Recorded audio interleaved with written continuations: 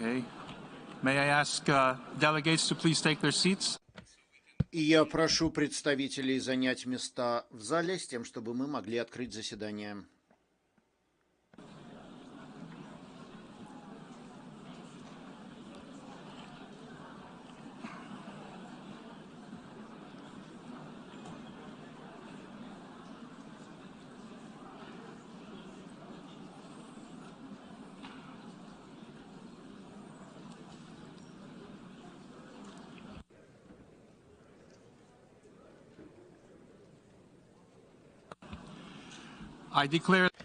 Я объявляю возобновленной работу 11-й чрезвычайной и специальной сессии Генеральной Ассамблеи.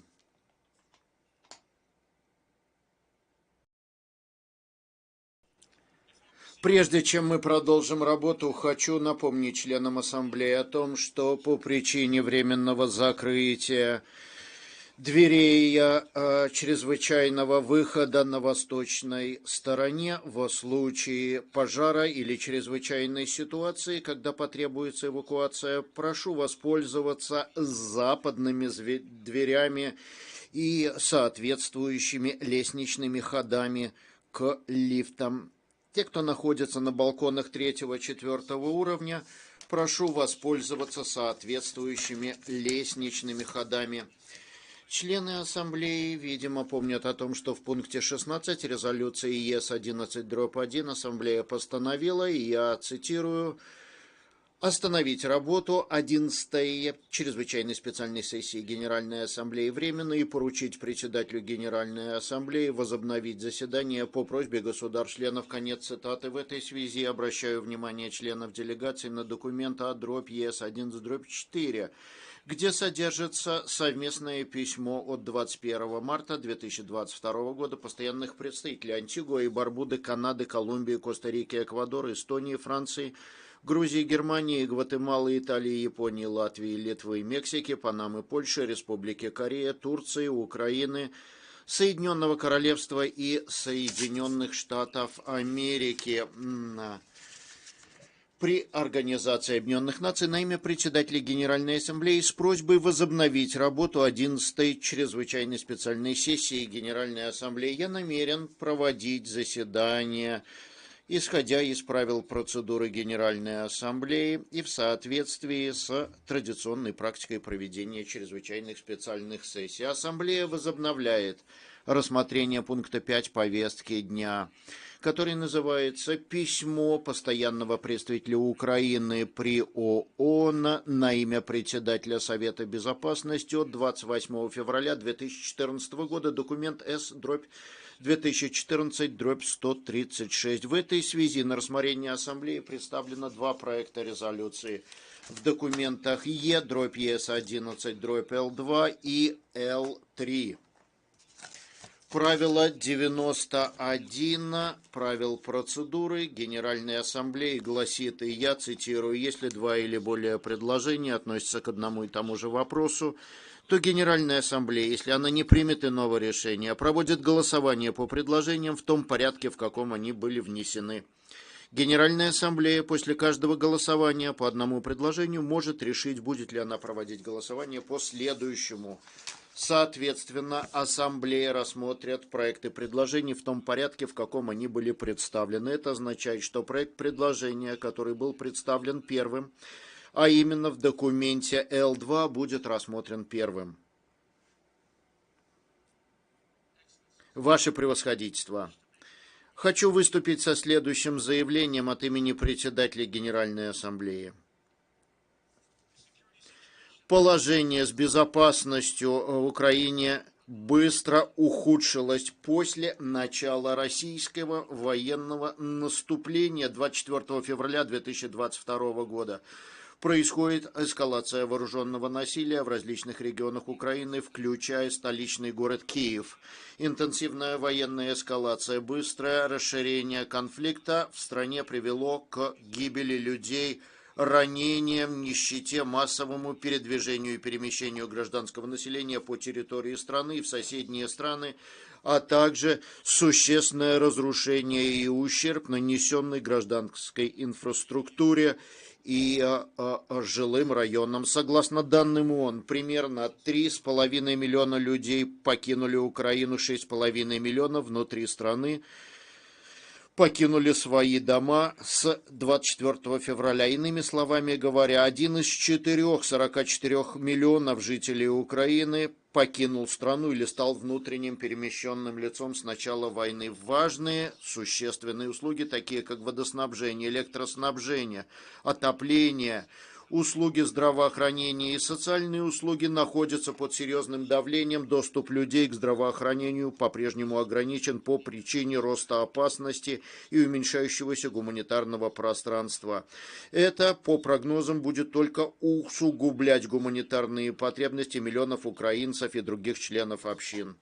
Перемещающиеся люди в высшей степени уязвимы перед многими факторами риска для здоровья, защиты. Местный потенциал в принимающих общинах в связи с ростом перемещенных лиц серьезно напряжен до предела. Обеспечить безопасный, беспрепятственный доступ к гуманитарной помощи для нуждающихся в Украине, включая женщин, детей, пожилых, инвалидов, гуманитарных сотрудников. В этом требования сегодняшнего дня. Я буду и далее подтверждать свои призывы ко всем сторонам по соблюдению международного права, международного гуманитарного права. Конец цитаты. Сейчас я хочу дать слово уважаемому представителю Украины для представления резолюции А/ЕС-11/Л2.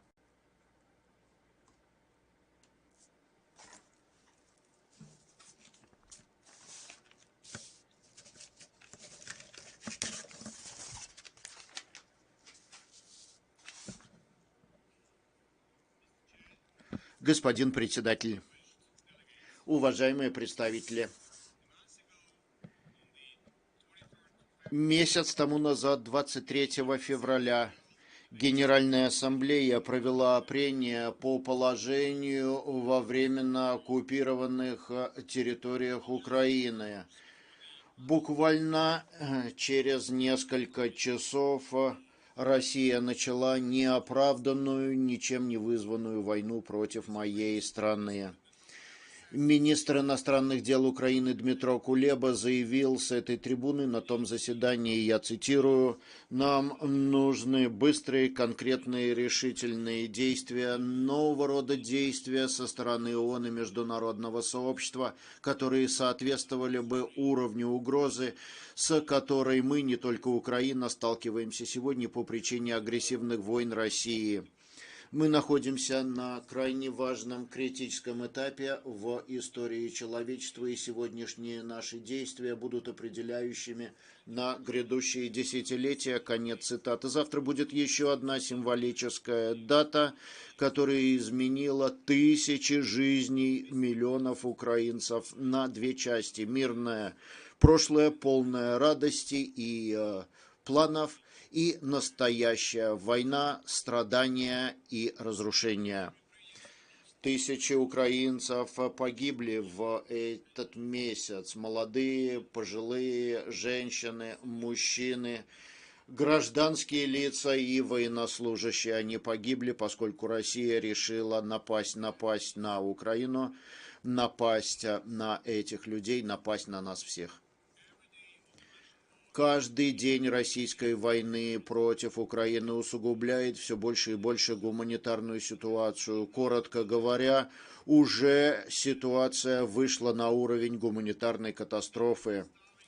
Люди голодают до смерти в осажденных или оккупированных районах. Людей убивают, когда они пытаются покинуть районы, пострадавшие от конфликта. Города сносятся в результате артиллерийских обстрелов, воздушных ударов. Потенциалы стран соседних очень ограничены. Миллионы украинцев были приняты там. Все эти процессы заставили кросс-региональную группу, более 2 десятков государств, которые представляют все регионы, начать работу вместе над проектом резолюции, которая называется «Гуманитарные последствия агрессии против Украины».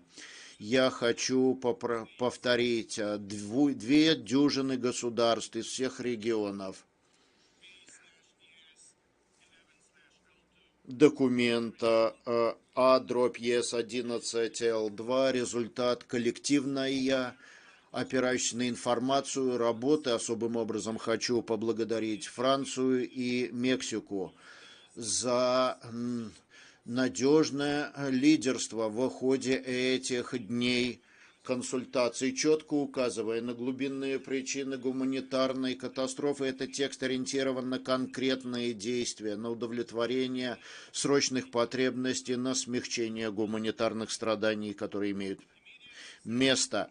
Незамедлительное прекращение всех военных действий со стороны Российской Федерации, в особенности любые нападения на гражданское население и гражданские объекты, защита гражданского населения, включая медиков, сотрудников гуманитарных организаций, журналистов, людей в уязвимой ситуации, в особенности иностранных граждан, студентов, обеспечение безопасного, беспрепятственного прохода для всех гражданских лиц, которые бегут от ситуации конфликта и насилия, положить конец практике осады городов Украины, в особенности города Мариуполя, соблюдение международного гуманитарного права, права по правам человека, беженского права, намерения инициаторов, соавторов проекта резолюции добиться, чтобы слова были переведены в план быстрых действий на месте.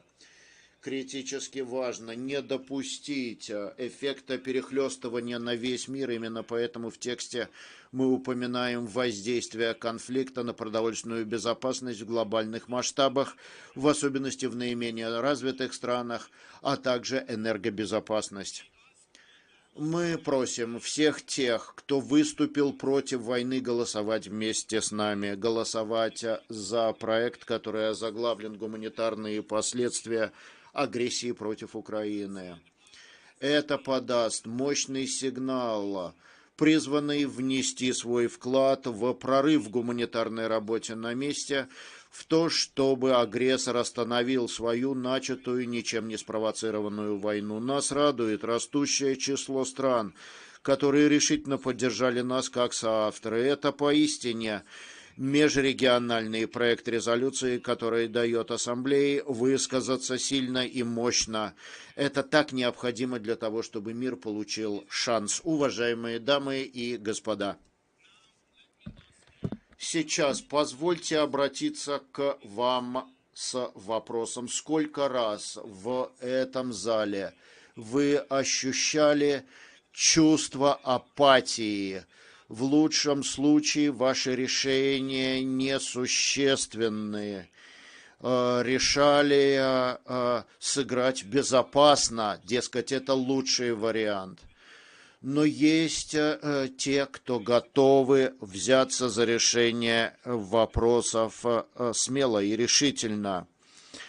И очень важно решение. Чем больше наблюдающих со стороны, тем большая ответственность ложится на тех, кто готов принять конкретные меры.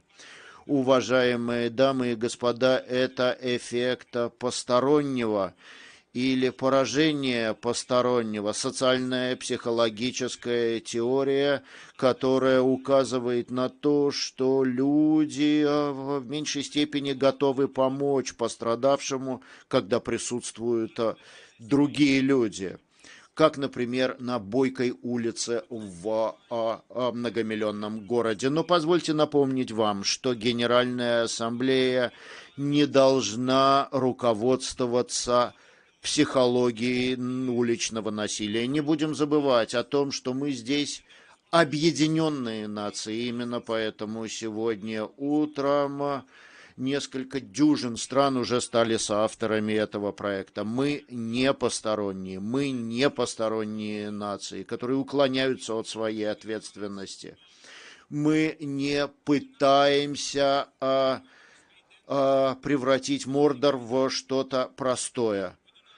Мы не готовы быть жертвами стокгольмского синдрома, заседая вместе с серийными убийцами в кулуарах для делегатов или в венском кафе, или же мы именно такие люди. Подумайте об этом, когда вы будете голосовать на этой чрезвычайной сессии. Призываю всех ответственных членов Ассамблеи поддержать этот проект. Благодарю вас.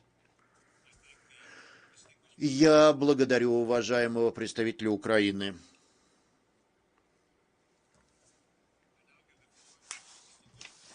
Я даю слово уважаемому представителю Европейского Союза.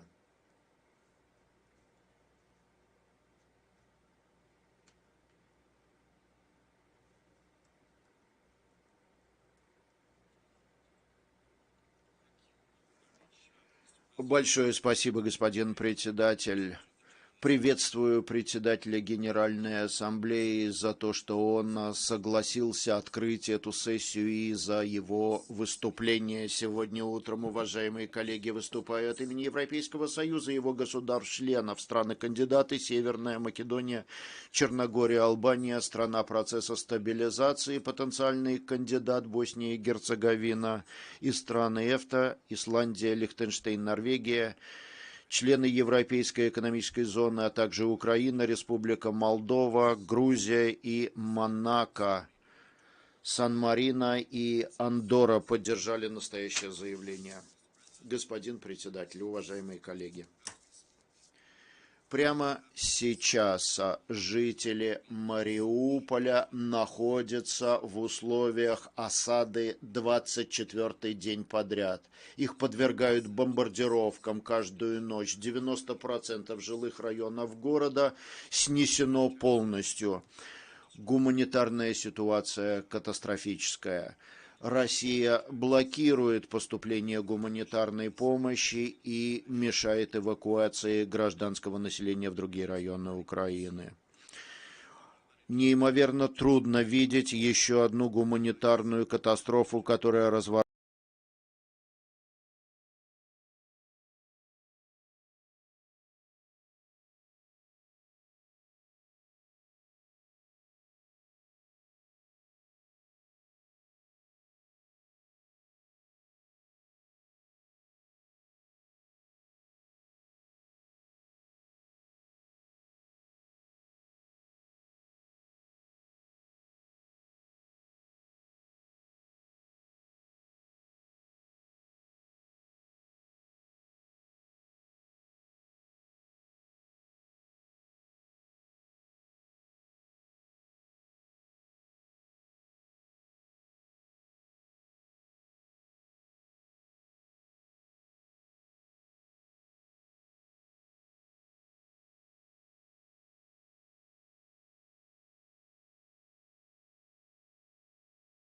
On civilians are shameful, reprehensible, and constitute serious violations of international humanitarian law. The EU continues to advocate full compliance with international humanitarian law and to avoid civilian suffering.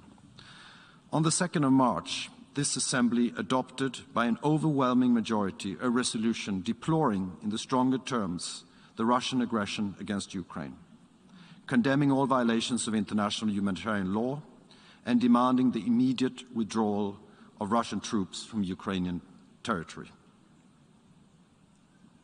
Russia has done nothing to implement this resolution. On the contrary, it has intensified its hostilities, causing further devastation and suffering. Mr. President, these are dark days, not only for Ukraine and its people, but for the world in its entirety. We are witnessing the fastest growing refugee crisis in Europe since World War II. More than 3.6 million people have fled Ukraine to neighboring countries. At least another 6.5 million are internally displaced within Ukraine. In addition to the millions of Ukrainian citizens, there are also thousands of people from other parts of the world, students, workers, migrants, who are caught in the conflict. Many have been instrumentalized by Russia in its disinformation campaign. Destruction and displacement is happening on a huge scale. The numbers of displaced people have exceeded in 4 weeks the numbers displaced in 4 years by the terrible conflict in Syria. EU member states have kept their borders open for everyone fleeing the war.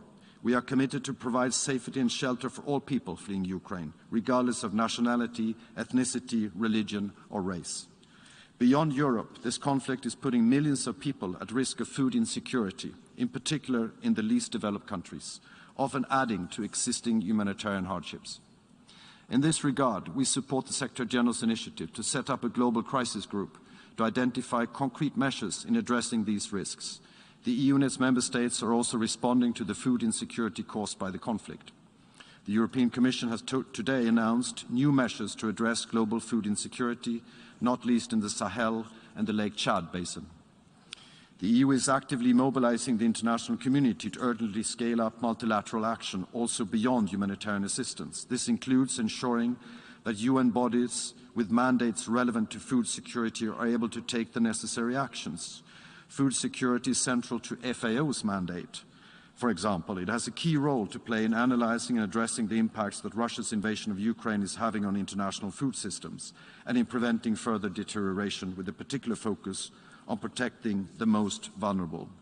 We are working to ensure that food security is integrated in the efforts of the whole UN system, including the UN Security Council and this General Assembly. This is in addition to urgent humanitarian assistance that the EU and its member states are providing to the Ukrainian population. We have committed significant funding to the UN Humanitarian Flash Appeal and Regional Refugee Response Plan for Ukraine, and we have activated the European Civil Protection Mechanism. So far, the EU Commission has announced 500 million euros in emergency aid, of which over 93 million in humanitarian aid to Ukraine and Moldova this year. And the EU has been a solid supporter of Ukraine over the last years. Since 2014, the EU and its member states have provided 2.4 billion euros in humanitarian emergency and early recovery assistance to Ukraine. Over the past 8 years, the EU has addressed and supported the needs of vulnerable people, including women, children, and the elderly, also in eastern Ukraine, on both sides of the contact line. Our principled humanitarian assistance benefits vulnerable people living on both sides of the front line. And let us make it clear, this will continue. I also want to stress here that in parallel to our assistance to Ukraine, we will continue to provide assistance to people fleeing other conflicts around the world or affected by other crises, as we already do in Yemen, Ethiopia, and the Sahel. The Russian aggression against Ukraine will not reduce our attention from other pressing crises. Mr. President, in light of the tragedy that is unfolding, the General Assembly has to take its responsibility and to address this humanitarian catastrophe and urgently call on Russia to respect the basic principles of international humanitarian law that applies to everyone. First, civilians and civilian infrastructure must never be targets. This includes hospitals, schools, water and electricity infrastructure, no matter where they are. Second, sustained unimpeded humanitarian access must be granted in both directions. Civilians fleeing areas of violence must be able to do so, and humanitarian convoys must be granted access to enter conflict areas. It is urgently needed to establish safe passage, especially from besieged cities such as Mariupol, to prevent humanitarian catastrophe. Humanitarian and medical workers should be able to work safely. We need for the General Assembly to act, as the Ambassador of Ukraine just said. We need a General Assembly resolution which accurately reflects the situation and its causes, which urges the respect of the most basic humanitarian principles that all states have signed up to. We also need the General Assembly to come together in unity and solidarity with the people of Ukraine and in defending the UN Charter and international humanitarian law. The resolution presented by Ukraine and a large cross-regional group of countries addresses not only the most acute situation in Ukraine, but also calls for protection of all those fleeing the war, without discrimination. It also addresses the serious global consequences of Russia's attack on a major agricultural producing country such as Ukraine, with risks for food security in many countries, including developing countries. Mr. President, Russia must stop this war and end this unnecessary suffering. The European Union reiterates the demand of this General Assembly that Russia cease its military action and withdraw all forces from the entire territory of Ukraine immediately and unconditionally, in line with the resolution passed on the 2nd of March in this General Assembly and in line with the order of the International Court of Justice of the 16th of March. We stand in solidarity with the millions of people affected by the Russian war of aggression against Ukraine. I thank you very much. I thank the distinguished representative of the European Union.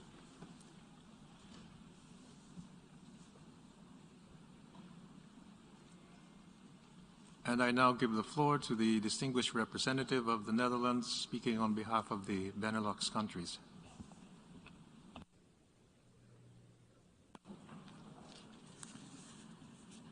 Mr. President, I deliver this statement on behalf of the Benelux countries, Belgium, Luxembourg, and my own country, the Netherlands.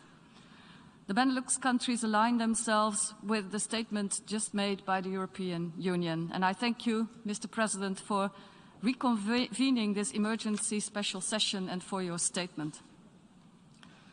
Mr. President, at the outset, let me repeat once again that the Benelux countries are unwavering in their support for Ukraine's independence, sovereignty, territorial integrity within its internationally recognized borders and its democratic freedom. We condemn in the strongest terms the aggression by the Russian Federation against Ukraine. As we today discuss the humanitarian situation in Ukraine, let's be clear that Russia alone is responsible for this war and the humanitarian catastrophe it has caused. And it should stop immediately. As ordered by the International Court of Justice on the 16th of March with binding effect, and I quote, "The Russian Federation shall immediately suspend the military operations that it commenced on 24th of February 2022 in the territory of Ukraine." There is no doubt about what needs to be done and needs to be done immediately. Because, Mr. President, the Russian war against Ukraine has resulted in untold suffering for the Ukrainian people. That's where our focus is today, to put an end to that. The UN has verified that civilians are being attacked. We see images of women and children fleeing their homes, of thousands of people sheltering in metro stations. WHO has reported 43 attacks on hospitals, and even a maternity ward wasn't safe. As we speak, in Mariupol, 100,000 people remain trapped. They fear for their lives every day, every hour, every minute. They are stopped from moving to safer places and are denied access to the assistance that they so badly need. Humanitarian corridors are being negotiated, but agreements are violated time and time again. 12 million people in Ukraine are directly affected by the war. Some are not able to leave. Millions are deprived of food, electricity, water, and health care. People are traumatized and need mental health care and psychosocial support. Millions more have fled the violence, 600,000 people over the past 4 days alone. And people continue to do so every single day, causing the largest refugee crisis in Europe since the Second World War. We commend the neighboring countries of Ukraine, including Poland, Romania, Hungary, Slovakia, and Moldova, for welcoming the millions of refugees and for stretching their reception capacity to its limit. Mr. President, my second point is to remind ourselves that another consequence of the Russian war in the world's bread basket, with specific attacks on agricultural assets, is rising food insecurity. Not only in Ukraine, but in other parts of the world as well. People in already extremely vulnerable situations in Yemen and the Horn of Africa are fearing they might not be able to feed their families anymore. And there is a real danger of growing food and energy prices causing more economic and social instability around the globe, putting more people at risk. Importantly, the Security Council in 2018 adopted Resolution 2417, exactly to highlight the link between armed conflict and conflict-induced food insecurity. Amongst others, it calls on all parties to refrain from attacking objects indispensable to the survival of the civilian people. This resolution was adopted unanimously and is now more relevant than ever. Mr. President, my third point is on international humanitarian law. We now witness grave violations of international humanitarian law, such as obstruction of aid, and attacks on civilian infrastructure on a daily basis. And so, we are faced with another crisis, one of disrespect for the important gains in international law we have fought so hard for since the end of the First World War. From the Geneva Conventions and the first additional protocol thereto, to the Charter of the UN, all of these norms are being disregarded and trampled upon. We cannot afford to continue going down this road and see principles of humanitarian law rapidly becoming meaningless for the people they are supposed to protect and worthless for all of us that signed on to them. That is why the aggressor should be named and held accountable. Let's be clear. The perpetrators of these crimes should realize that they are being watched and that evidence is being compiled with a view to their prosecution for the crimes they are committed. Mr. President, the Benelux countries stand ready to support the victims of the war in Ukraine. So we can call upon all member states to support the cross-regional resolution entitled Humanitarian Consequences of the Aggression against Ukraine that has just been presented. We also urge all donors to immediately pledge unmarked, flexible and additional funds, because we cannot look away from other crises that require our assistance, crises that are already at risk of being exacerbated by the war in Ukraine. Mr. President, there is a solution to stop this humanitarian crisis. There is only one party that chose to start this war. The same party can also decide to stop it now. Thank you, Mr. President. I thank the distinguished representative of the Netherlands.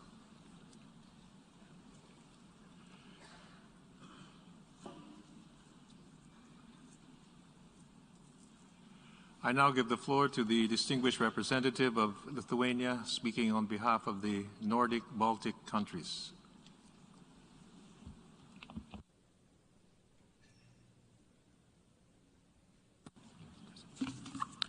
Thank you, Mr. President. I have the honor to speak on behalf of the 8 Nordic Baltic countries: Denmark, Estonia, Finland, Iceland, Latvia, Norway, Sweden, and my own country, Lithuania. All of our countries aligned with the EU statement. On the 2nd of March, 141 countries voted for the resolution entitled Aggression against Ukraine. We deplored in the strongest terms the aggression by the Russian Federation against Ukraine in violation of Article 2, Para 4 of the Charter, and demanded that the Russian Federation immediately cease its use of force against Ukraine and to refrain from any further unlawful threat or use of force against any member state. We also demanded that the Russian Federation immediately, completely, and unconditionally withdraw all of its military forces from the territory of Ukraine within its internationally recognized borders. Instead, Russia has continued the war against Ukraine, causing extensive human suffering and many civilian casualties, including those of children. The devastating humanitarian consequences and rapidly deteriorating situation are obvious. When millions of people globally stand on the brink of famine, we are deeply worried about the impact of the invasion and the risk of increased food insecurity. This is an unprovoked act of aggression, and Russia, together with its accomplice Belarus, are responsible for the tremendous suffering inflicted upon the Ukrainian people. Russia's unprovoked aggression against Ukraine grossly violates international law and the principles of the UN Charter and undermines European and global peace and security. All parties in the armed conflict must comply with international law, including international humanitarian law, and ensure protection of civilians in this respect. Russia's disregard for international humanitarian law and attacks against civil populations and civilian infrastructure are appalling. Civilians must not be targeted. Russian forces' attacks on health care and schools are serious violation of international humanitarian law and must cease immediately. Since the General Assembly passed its resolution, the list of alleged war crimes and reported atrocities have mounted. Russia has bombed civilian infrastructure and objects, including hospitals, medical facilities, schools, residential buildings, and churches. Russia has continued shelling peacefully densely populated cities. Several, like Volnovakha and Mariupol, have been almost completely destroyed. According to the reliable sources, Russia is not only using cluster munitions, but also thermobaric and phosphorus bombs in populated areas. These are not standalone cases, but an illustration of the systematic manner in which Russia is waging its war on Ukraine. These inhumane and immoral actions embody Russia's disregard for the international law, including international humanitarian law and the principles upon which the UN is based. More than 10 million people, nearly 1/4 of the population of Ukraine, have been forced to flee their homes. 3.6 million people left Ukraine, mostly women and children. We commend those neighboring countries that have kept the borders open to those seeking protection outside Ukraine without discrimination. Current obstructions of humanitarian access and rapidly changing front lines hinder the delivery of desperately needed humanitarian assistance. Russia also has an obligation to allow rapid, safe, and unhindered access for humanitarian actors to reach all those in need of life-saving assistance, including food, water, healthcare, protection, and shelter, wherever they are. Safe, voluntary passage for civilians and humanitarian actors must be guaranteed and respected, including through the opening of humanitarian corridors. Mr. President, last week, the International Court of Justice explicitly ordered Russia to stop its so-called military operation. An investigation has also been opened by the ICC prosecutor. There will be no impunity for violations of international law, including war crimes and crimes against humanity. All perpetrators must be brought to justice. This is necessary to ensure justice for victims, but also to prevent and to deter future violations. Ensuring accountability is an integral part of our obligation to respect and ensure compliance with international humanitarian law. Mr. President, we encourage all member states to vote for the resolution L2 on the humanitarian consequences of the aggression against Ukraine. In doing so, we send a clear message to Russia. We demand respect for international law, including in international humanitarian law. We demand that every effort is taken to protect civilians at all times, wherever they may be. We demand safe, timely, and unhindered access for humanitarian assistance and to ensure the safety and security of humanitarian personnel. We demand safe humanitarian passage for those who decide to leave voluntarily and protection for those who decide to stay. Agreements for safe humanitarian passage must be respected fully. But first and foremost, we demand that Russia ends the war now. Russia, with Belarus as an accomplice, bears the sole responsibility for the war and the humanitarian crisis. I wish to conclude by expressing our admiration and deep solidarity with the people of Ukraine who are fighting not only for their country, but for universal democratic values. Your courage is truly an inspiration for us all. We stand with you. Thank you. I thank the distinguished representative of Lithuania speaking on behalf of the Nordic Baltic countries.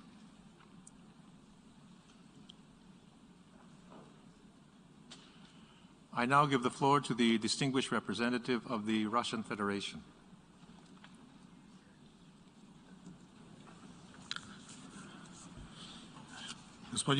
President, colleagues,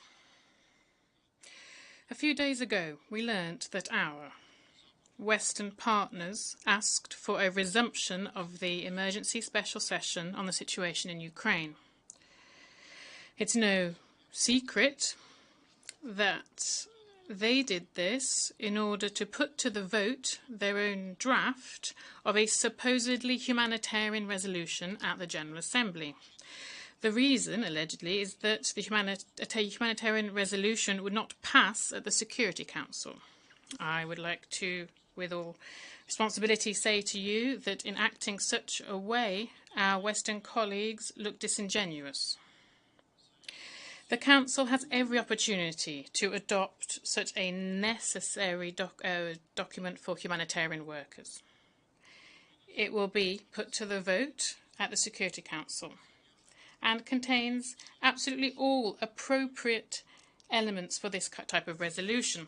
A call for a ceasefire and establishing humanitarian pauses in order to allow for the safe evacuation of civilians without discrimination on any basis, and a call also for attacks not to be waged on critical infrastructure, a call not to place heavy weaponry in densely populated areas and residential areas, and ensuring the protection of humanitarian and medical personnel, due protection for those injured and ill, humane treatment of prisoners, and protection of civilians, particularly women and children. Moreover, it is no secret if I say that all, or even nearly all of these elements we took from a Franco-Mexican draft humanitarian resolution previously submitted to the Security Council. In principle, it suited us also, and we were ready to work on it. That was until our Western colleagues insisted on introducing blatantly anti-Russian elements, without which the draft was not necessary. It does not seem to bother them at the same time, though, that no humanitarian resolution from the Security Council contains a political assessment. It has no place there. Also, this aforementioned Franco-Mexican draft, full of anti-Russian wording, ended up at the General Assembly. Colleagues, this is how we have found ourselves at another political anti-Russian show, set this time in an allegedly humanitarian context. Statements that we have already heard today leave no doubt as to this. If our Western colleagues at the Security Council were really concerned about the humanitarian situation on the ground, then they have an opportunity to show this and vote for our humanitarian draft resolution at the Security Council. Thus, the Security Council would be fulfilling its role. The co-sponsors of the Franco-Mexican draft had a different aim. Add to the GA text voted on March the 2nd with another anti-Russian document. Let me be clear that this scenario will make a resolution to the situation in Ukraine more difficult, because more likely it will embolden Ukrainian negotiators and would nudge them to maintaining the current unrealistic position, which does not relate to the situation on the ground, nor to the need to tackle the root causes, which meant that Russia had to start, almost exactly a month ago, its special military operation in Ukraine. I'd like to recall that we started this operation in order to stop the Kiev regime's 8-year war against civilians in the Donbass, which has already cost the lives of more than 10,000 people, including women and children. The war that our Western colleagues did their best not to notice, or pointed the finger for it at Russia, or even to the people of Donbass themselves. We took this extremely difficult step, having exhausted all peaceful and diplomatic means of resolving the conflict in the Donbass. Only after Kiev unambiguously and on many occasions reaffirmed that it did not intend to fulfill the Minsk agreements as approved by the Security Council resolutions, and only after the Western backers of Kiev, who were behind the Maidan coup in 2014, affirmed that they did not intend to rein in the Ukrainian authorities. Only after the President Zelensky didn't only reaffirm the wish of Ukraine to join NATO, which is a direct threat to the vital interests of our country, but also the threat to have an impact on the nuclear-free status of Ukraine.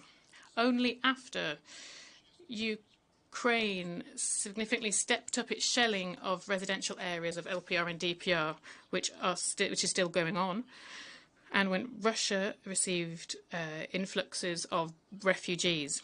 In order for Ukraine to no longer pose a threat to Russia, it needed to carry out its denazification and demilitarization. This was the main purpose of our military operation.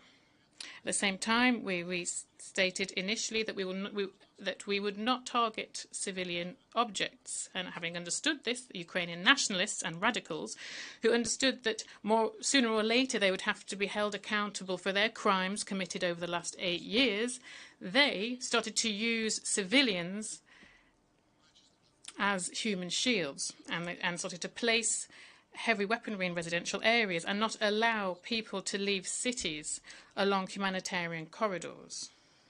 And it is this which caused the humanitarian crisis in Ukraine. And indeed, in order to alleviate the situation, we expressed our readiness to support a humanitarian resolution at the Security Council. And then we submitted one ourselves after the French and Mexican sponsors moved their humanitarian resolution to the General Assembly. We went into such detail on this in order to show you the real substance of the text that is before the General Assembly. It is also harmful because it paints a false, one-dimensional picture of what has happened, and it ignores the reasons of the crisis in Ukraine and does not mention the role of Western countries in stoking it, who saw this country as people only as pawns in a geopolitical game against Russia. And I think that we will come back to this question following the end of our special military operation. With all of this in mind, I'd like to call on all right-minded countries who are not paralysed by bloc discipline to not support the draft submitted by the Western countries. Against the backdrop of anti-Russian efforts of our Western colleagues, we note the initiative of our partners from South Africa, who submitted an alternative text, actually very close to our humanitarian draft resolution at the Security Council. We understand the humanitarian focus of this draft. Colleagues, supporting the draft of the South Africa is not only a signal to the civilians in Ukraine that the UN is aware of the difficult situation they find themselves in and is trying to help them. It is also another opportunity to take a stance on the unprecedented economic and political pressure that the majority of you have been receiving in recent times from Western countries. I'd like to hope that the majority of our colleagues will make the correct and crucially independent choice. Thank you very much for your attention. I thank the distinguished representative of the Russian Federation.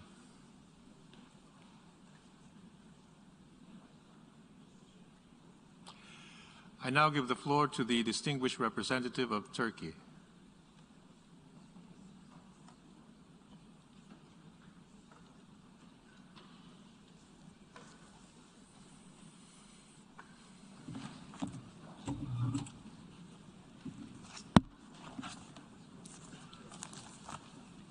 Thank you, Mr. President. Mr. President, the situation in Ukraine is one which will mark our generation and generations to come. It is a war without victors, a war which should have never started, a war which should cease immediately. Let's be clear, the humanitarian crisis in Ukraine is not the result of a natural disaster. It is man-made. It is the result of the blatant violation of international humanitarian law by the Russian Federation. This is unacceptable. Mr. President, what we see in the besieged city of Mariupol is heartbreaking. The victims of this violence are innocent people, first and foremost women and children. There are 3 humanitarian crises unfolding as we speak. The first is, of course, the fate of the 40 million Ukrainians suffering inside their own country. They need our help. For our part, we will not give up on our brothers and sisters in Ukraine. As we speak, we are working in close coordination with OCHA and the ICRC on the issue of civilian evacuations in order to address the rapidly deteriorating situation in Mariupol. We also continue to support and facilitate UN aid operations launched from Turkey. Moreover, a Turkish team is stationed at the Siret border gate on the Ukraine-Romania border to assess the humanitarian needs in Ukraine and to coordinate the ongoing aid operations. The second crisis, the 10 million Ukrainians who have, against all odds, managed to escape the horrors of war to seek refuge. As the host country to the largest refugee population in the world, we know what it means to flee the horrors of war. We can never make up for the pain they have endured, but we, the international community, must do everything we can to make their future better than their past. Today, representatives of our government, NGOs, and the Turkish Red Crescent are stationed along the border assisting the refugees fleeing Ukraine. Finally, there is an even larger humanitarian crisis unraveling around the world. There are already 291 million people who need humanitarian assistance and protection in 69 countries. Food and energy prices are increasing all over the world. There could be a serious food crisis soon. The developing nations of the world may have to face even more serious consequences as a result of this war. Dear colleagues, respecting the territorial integrity and upholding the basic principles of international law must be at the core of all our efforts.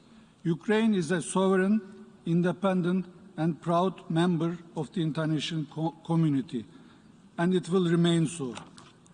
Turkey is mobilizing all of its resources to implement an immediate humanitarian ceasefire. To this end, we have made a concerted effort to facilitate diplomacy. We held a trilateral ministerial meeting on March 10th in Antalya, Turkey. This was followed by the visits of the Turkish Foreign Minister Çavuşoğlu to Russia and Ukraine. However, these undertakings exceed the capacity of one country alone. The resolution adopted here at the General Assembly on March 2nd mandates the international community to address Russia's aggression and its consequences. The UN cannot excuse itself from peace building and focus solely on humanitarian intervention. Dear colleagues, one of the draft resolutions presented to you echoes the opening lines of the Charter of the United Nations. We, the international community, have a duty to save succeeding generations from the scourge of war. The peoples of the world have entrusted us with this responsibility. We cannot fail them. Thus, we ask for your support in adopting the draft resolution titled Humanitarian Consequences of the Aggression against Ukraine. In the spirit of the founders of the United Nations, in our common quest for peace and respect for human rights, and in our shared duty to humanity. We must act now, for this is, in the truest sense of the words, a matter of life and death. Thank you. I thank the distinguished representative of Turkey.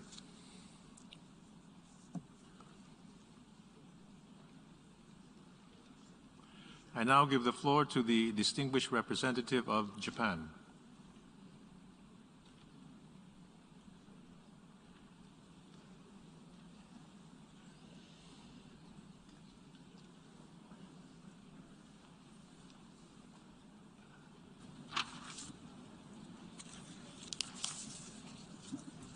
Mr. President, several hours ago, Ukrainian President Mr. Zelensky described vividly the dire humanitarian situation in Ukraine in his online speech to Japan's Diet. Our heart goes out to all the victims and survivors, including children, women, journalists, and medical and humanitarian personnel. They must be protected. Japan is closely following the ongoing investigation by the ICC prosecutor in this regard. The draft resolution A/ES-11/L.2 is critically important. First, it calls upon member states to take actions to alleviate the severe humanitarian consequences in and around Ukraine. Second, it addresses what has created the severe humanitarian consequences. The draft resolution reiterate the demand for the full implementation of General Assembly Resolution ES-11/1 of March 2nd, 2022, which deplores the aggression by Russia and demands that Russia immediately, completely, and unconditionally withdraw all of its military forces from Ukraine. The humanitarian crisis will remain unless we address both its cause and consequences. I repeat, the humanitarian crisis will remain unless we address both its cause and consequences. Since the beginning of the aggression, the Security Council's efforts to stop the unprovoked aggression by Russia have been vetoed. The resolution adopted in the emergency special session of the General Assembly demanded Russia to cease its use of force. The International Court of Justice has ordered Russia to immediately suspend the military operations, as demanded by resolution. The Secretary General has also called for Russia to bring its troops back to Russia. Mr. President, we have been witnessing a permanent member of the Security Council violate its obligations to maintain international peace and security and keep ignoring the calls of the main organs of the United Nations. We are at a critical juncture in upholding the rule of law and the United Nations Charter, and we must act by supporting this resolution, not the one recommended by the aggressor. I thank you, Mr. President. I thank the distinguished representative of Japan.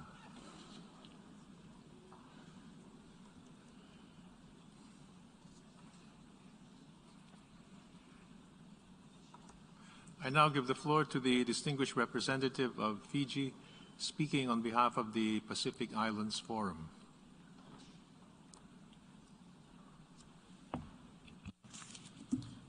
Mr. Vice President, Excellencies, ladies and gentlemen,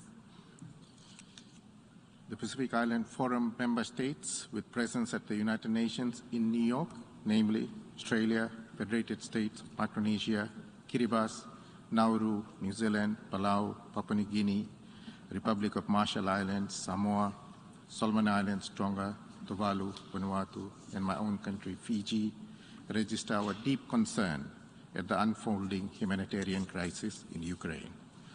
In the spirit of constructive engagement, we call on the Russian Federation to take every available measure to de-escalate the situation and return to a path of diplomacy in good faith. We welcome the dialogue between the Ukrainian and Russian governments and call for an immediate ceasefire, safe and unhindered humanitarian access to affected areas, and the urgent withdrawal of military forces in accordance with internationally recognized borders. The actions of the Russian Federation are violations of the territorial integrity and sovereignty of Ukraine and are inconsistent with the principles of the Charter of the United Nations. We are collectively shocked at the scale of the humanitarian crisis, which has already displaced more than 10 million people. We call on all parties to fully respect international law, international humanitarian law, and the international refugee law, and to uphold human rights. In particular, we call for protection of civilians, civilian infrastructure, medical facilities and personnel, and nuclear sites. We applaud the hospitality of Ukraine's neighbors who have welcomed over 3 million refugees. We urge that civilians fleeing conflict be treated with dignity and without discrimination. We call attention to the particular and disproportionate risk faced by women, girls, and those with disabilities, and those requiring essential medical and social services during the conflict and the displacement. We are concerned equally by the spillover effects of this conflict, particularly heightened food insecurity, higher fuel prices, which are affecting lives, livelihoods, and security across the world, including in the Pacific and other regions. Our Blue Pacific relies on the rules-based international order that has promoted peace amongst our global family for over half a century. The challenges we collectively face today are numerous and will not be overcome without peaceful dialogue. Climate change, COVID-19 must remain at the forefront of our global efforts. Our actions must be guided by established rules and norms. We reaffirm the importance of the rules-based international order and recall the preamble of the UN Charter, which calls us to save succeeding generations from the scourge of war and to reaffirm our faith in fundamental human rights, in the dignity and worth of the human person, in the equal rights of men and women of nations large and small. I thank you. I thank the distinguished representative of Fiji speaking on behalf of the Pacific Islands Forum.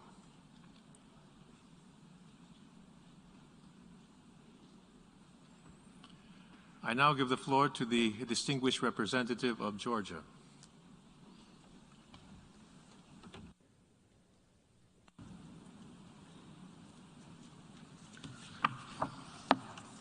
Thank you, Mr. Vice President. Georgia aligns itself with the statement made by the European Union, and in my national capacity, I would like to add the following.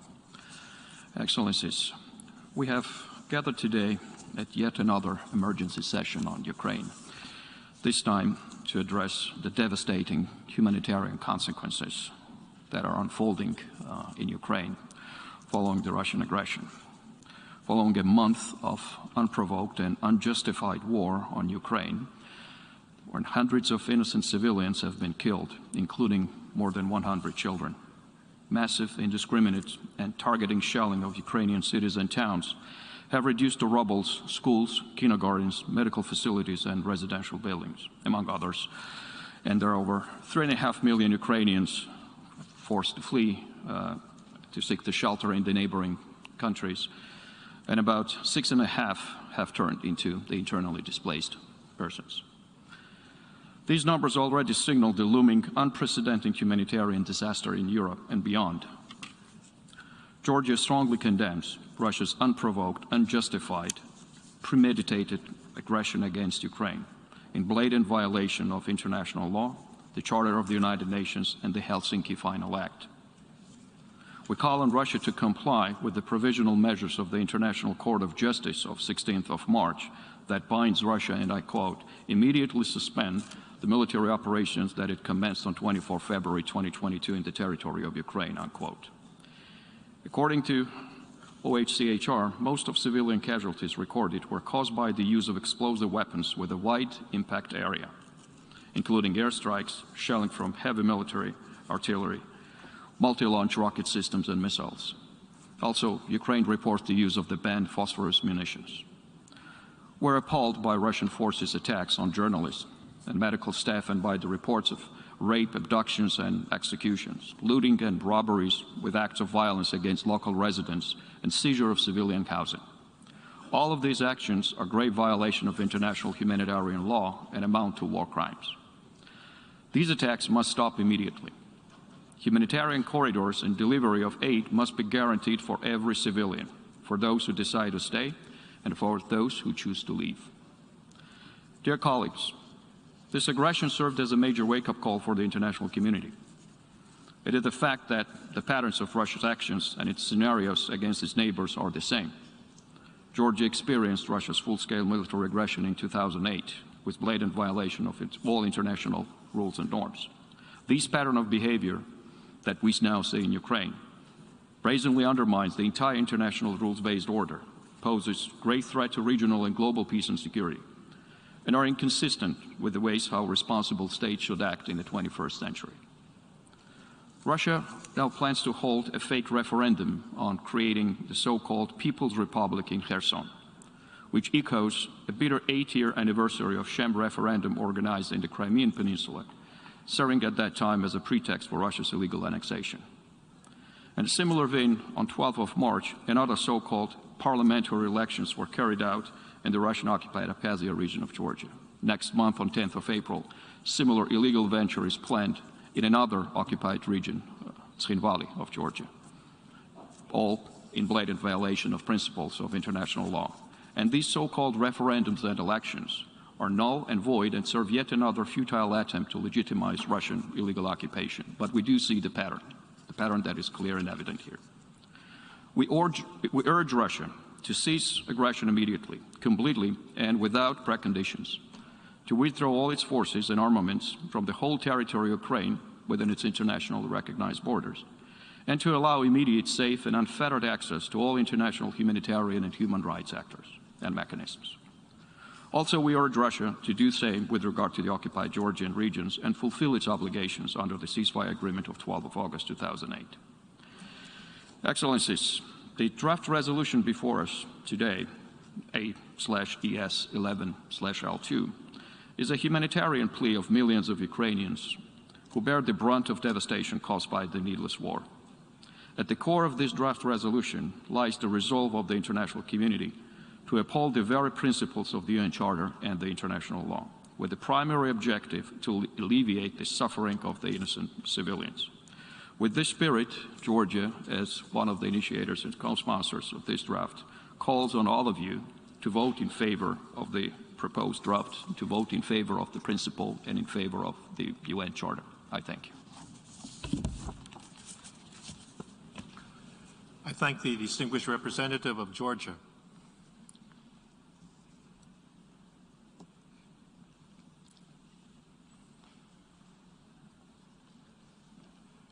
I now give the floor to the distinguished representative of Bulgaria. Thank you, Mr. President. Bulgaria aligns itself with the statement delivered on behalf of the European Union. I would like to highlight a few points in my national capacity. Mr. President, it is the second time in less than a month that we have found ourselves compelled to gather and to address as a matter of urgency the military aggression of the Russian Federation against Ukraine. Only this time, the picture is even bleaker. Since the early morning of 24th February, when the Russian Federation initiated this senseless, unprovoked and unjustified military aggression against Ukraine, in complete violation of the international law and the principles of the UN Charter, the lives of millions of Ukrainians have been literally destroyed. In less than a month, more than 3.5 million people, mostly women and children, have been forced to flee their homes in Ukraine and to seek refuge in neighboring countries. An additional 6.5 million people have been internally displaced, and according to the International Organization for Migration, this is not the first displacement for some 13% of them. Since February 24th, over 100,000 Ukrainians have passed through Bulgaria, and more than 50,000 people are currently seeking refuge. The tragedy is that these figures pale in comparison to the overall picture. To put it into perspective, for some countries in this room, 50,000 people constitutes their entire population, or more than their entire population, and yet those numbers seem negligible. Yesterday, Bulgaria, together with Luxembourg and Jamaica, as co-chairs of the Group of Friends of Children in the SDGs and 90 other countries, launched a statement in support of the children affected by the war in Ukraine. This unspeakable war has caused the death of at least 75 children, and at least 99 have been injured. The immediate and long-term effects of the war and the psychosocial health, welfare, and development of children are of enormous magnitude and difficult to reverse. The Office of the UN High Commissioner of Human Rights reports 2,510 civilian casualties. Of those, 953 killed and 1,557 injured. And that statistic is already outdated, as the actual numbers are considerably higher and continue to increase as we speak. Those casualties have been caused by the use of explosive weapons with a wide impact area, including shelling from heavy artillery and multiple launch rocket systems and missiles and airstrikes. The images of destruction are haunting. Less than a month ago, vibrant cities buzzing with life are now flattened. Critical civilian infrastructure is being indiscriminately and deliberately destroyed by the Russian forces. Hospitals are being shelled, thus causing even more suffering, all of which is being done in blatant violation of international humanitarian law. Even wars have rules, and the Russian Federation has been systematically violating them all. The humanitarian situation is being described as dire and further deteriorating, but those words do not do it justice. Reality is even worse. We cannot be indifferent, and we must all show unity in standing up for the principles of the UN Charter for international law and international humanitarian law. Bulgaria condemns in the strongest possible terms the unprovoked and unjustified military aggression of the Russian Federation against Ukraine and demands that the Russian Federation immediately cease its military actions, unconditionally withdraw all forces and military equipment from the entire territory of Ukraine, and fully respect Ukraine's territorial integrity, sovereignty, and independence within its internationally recognized borders. The use of force and coercion to change borders has no place in the 21st century. Tensions and conflicts should be resolved exclusively through dialogue and diplomacy. This senseless war must stop now. International humanitarian law must be fully respected. Civilians, including humanitarian personnel and journalists, must be fully protected. Safe and unhindered humanitarian access of humanitarian personnel must be fully ensured, and safe passages for civilians should be allowed. I urge you all to support the resolution on the humanitarian consequences of the aggression against Ukraine. We owe it to the courageous people of Ukraine, but most of all, we owe it to ourselves. Thank you. I thank the distinguished representative of Bulgaria.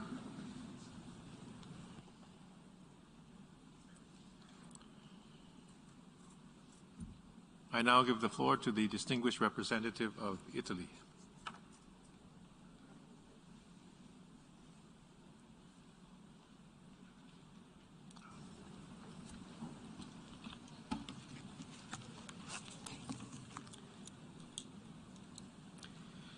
Mr. President, Italy aligns itself with the statement delivered by the European Union and wishes to make the following remarks in its national capacity. 1 month has passed since the Russian Federation initiated, with the complicity of Belarus, its unjustified and unprovoked aggression against Ukraine, against its sovereignty, against the integrity of its borders, triggering a level of humanitarian catastrophe that Europe has not experienced since World War II. Over these 4 weeks, we have seen a growing number of civilian casualties, including women and children, and millions of people fleeing their homes, internally displaced or seeking refuge in neighboring countries that are showing incredible and commendable solidarity. The war has extended to highly populated cities, where the use of explosive weapons is causing unbearable human suffering. We have been also witnessing the devastation of essential infrastructures, such as hospitals, schools, bridges, highways, and water systems, which will aggravate the condition of the civilian population for years to come. Notwithstanding this dramatic situation, and in total disregard of the appeals repeatedly made by the Secretary General and of the resolution adopted by the General Assembly on March 2nd, the Russian aggression continues to unfold, further challenging the basic principles of international humanitarian law. At the same time, the Security Council continues to be unable to address the situation in Ukraine, including its huge humanitarian consequences, due to the behavior of one of its permanent members, which happens to be the initiator and the sole responsible of this war. This is the reason why a cross-regional group of member states, including Italy, requested the resumption of this emergency special session. If the Security Council cannot act on such a fundamental question, the General Assembly has the right and the obligation to retake the initiative. To protect the civilian population in Ukraine, it is essential that Russia immediately stops this aggression, guarantees the safe passage of civilians, the unimpeded access to humanitarian assistance, and urgently and genuinely engages in negotiations for peaceful resolution. These are the main contents of the draft resolution that a cross-regional group of member states has submitted to this meeting of the emergency special session, that already enjoys the support of a high number of co-sponsoring states. We trust that in face of this unbearable humanitarian tragedy occurring in the heart of Europe, the General Assembly will respond as it did on the 2nd of March, with a great display of cohesion, sense of responsibility and determination. And it should also be kept in mind that this war of aggression is seriously affecting food security in different parts of the world. This is the time to act without hesitation, reaffirming the imperative and erga omnes character of international humanitarian law, while maintaining at the same time a clear and unequivocal distinction between the aggressor and the victim. Let me conclude, Mr. President, my intervention by reaffirming our full solidarity with the millions of people suffering from this war of aggression. Together with European partners and allies, Italy will continue to do its part in providing humanitarian assistance and will continue to stand with Ukraine and its people. I thank you. I thank the distinguished representative of Italy.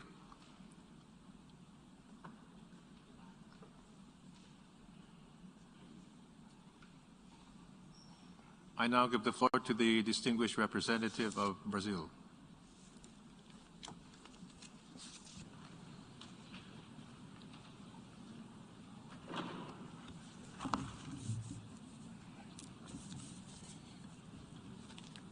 Mr. President, as the conflict in Ukraine lingers on, the dire humanitarian situation in the region is further deteriorating.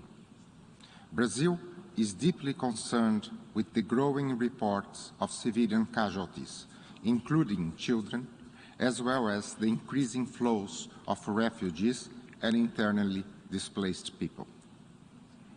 Joining the efforts to alleviate the refugee crisis in Europe, Brazil quickly implemented a humanitarian visa policy for people fleeing the conflict in Ukraine.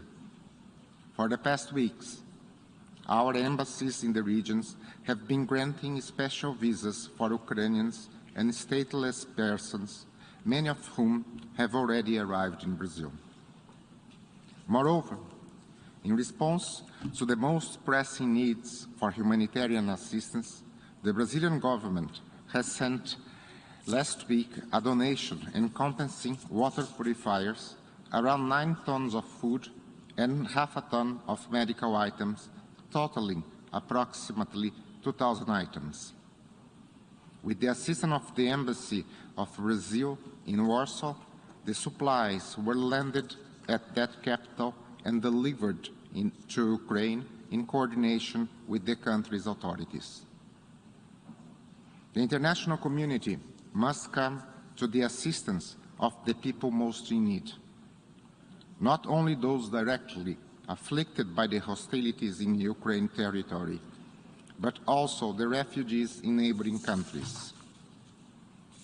Mr. President, there is no question about the immense human suffering and devastation caused by armed conflicts. Hence, cessation of hostilities is still the best way to minimize their humanitarian consequences. The conflict in Ukraine may also have a devastating impact on food security, disrupting food systems and increasing the risk of hunger for the entire world, particularly for developing countries. Once again, Brazil reiterates its call for the immediate cessation of hostilities in Ukraine.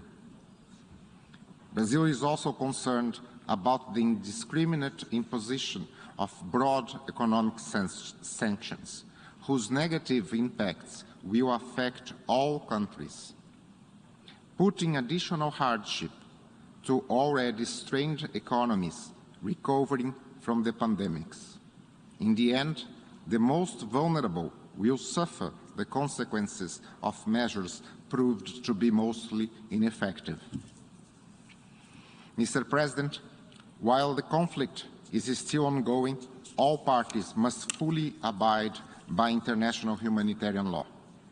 Parties must always uphold the principles of distinction, proportionality, precaution, and humanity.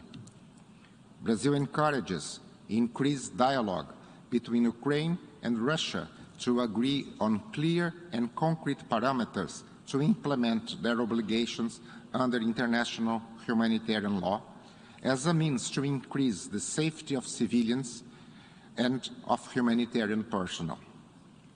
Civilians wishing to flee the hostilities must be able to do so in safety, and those who decide to stay cannot become targets of attacks. In the same vein, parties must grant safe passage to relief consignments to those in need. Brazil is deeply concerned with the impact of the conflict on the most vulnerable, including on reports about difficulties to evacuate people with disabilities. International humanitarian law aims to safeguard human dignity even in the worst scenarios of conflict. They are the bare minimum that should unite rather than divide us. The reasoning behind it is clear. No matter the causes of a conflict, once it erupts, civilians must be spared, the wounded must receive medical care, humanitarian assistance must reach those in need, and detainees must be treated humanely in all circumstances. The rules of war are not optional. When the lines between combatants and civilians become blurred, we risk seeing a rise in civilian casualties, especially in armed conflicts fought in urban areas and when explosive weapons are used in these contexts. Civilians are being called to join the fighting, possibly with no proper training. Parties should strive to ensure the protection of civilians and of critical civilian infrastructure, no matter where hostilities are conducted. The reports of attacks on healthcare facilities in Ukraine, resulting in dozens of deaths and injuries, are particularly worrisome. Health workers and medical facilities have special protection and should not become military targets.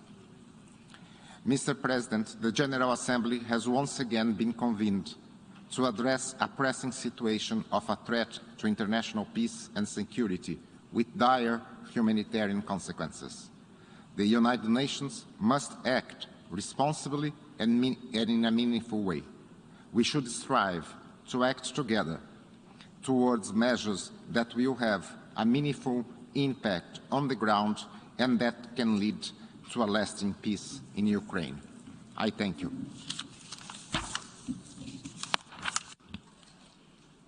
I thank the distinguished representative of Brazil.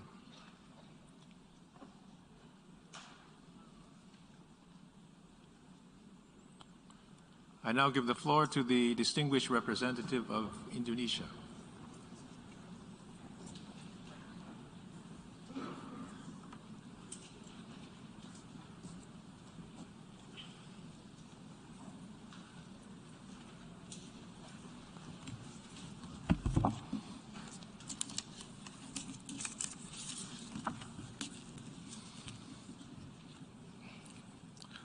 Thank you, Mr. President.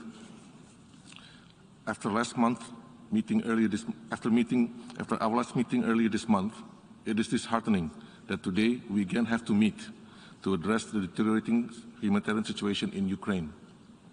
As we speak, millions of innocent civilians are caught in the crossfire, trapped between bleak options of having to leave their home or trying to survive in increasingly dangerous and dire conditions. Many civilians have already had to pay the ultimate price. In many parts of the country, basic public services are no longer available. Key infrastructures are being destroyed at an alarming pace. It will take years and tremendous amount of resources to rebuild. Mr. President, the world is looking to the UN to take action, to help alleviate the suffering of the innocents, to save lives. We have the responsibility to send a clear and united message to all parties. First, they must spare no efforts to stop the war. They must take immediate steps to de-escalate, stop the hostilities and establish a sustainable ceasefire. Second, international humanitarian law must be respected, including its provision regarding protection of civilians and civilian infrastructures. Humanitarian assistance must be given access to all people in need in all areas without exceptions. Safe passage must be guaranteed. Civilians wishing to leave and evacuate from Ukraine must be facilitated. Third, dialogue and negotiation must be intensified. Lasting peace will only come from the negotiating table. We have to collectively push for dialogue and peaceful solution. Anything short of this objective will only worsen the humanitarian crisis in Ukraine. Mr. President, many have pointed out that the situation in Ukraine is on a scale that is not seen in Europe for decades. Its humanitarian ramification has been devastating. While war in its nature is divisive, the question for us today, can we be united in this august body to address the humanitarian crisis in Ukraine? Or will we allow ourselves to be divided and let our differences take the better of us and stand idle while many are suffering? For Indonesia, the answer is crystal clear. We want the General Assembly to maintain its unity and take a united action to help address the humanitarian crisis in Ukraine. After all, the UN is the global body that has the comparative advantage to address humanitarian crisis. Anything less will only further reduce global trust and respectability of the United Nations. It is time to put humanity beyond and above political differences and work towards the ultimate goal to end the war and the suffering and to achieve perpetual peace in Ukraine. I thank you. I thank the distinguished representative of Indonesia.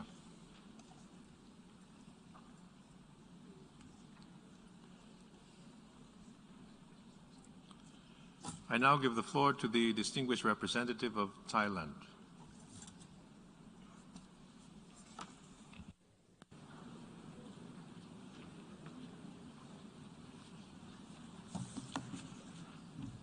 Mr. President, Thailand is gravely concerned by the ongoing humanitarian crisis in Ukraine and is deeply saddened by the loss of innocent lives and destruction of property and civilian infrastructure in Ukraine, as well as by the plight of affected civilians, including those who have fled neighboring countries.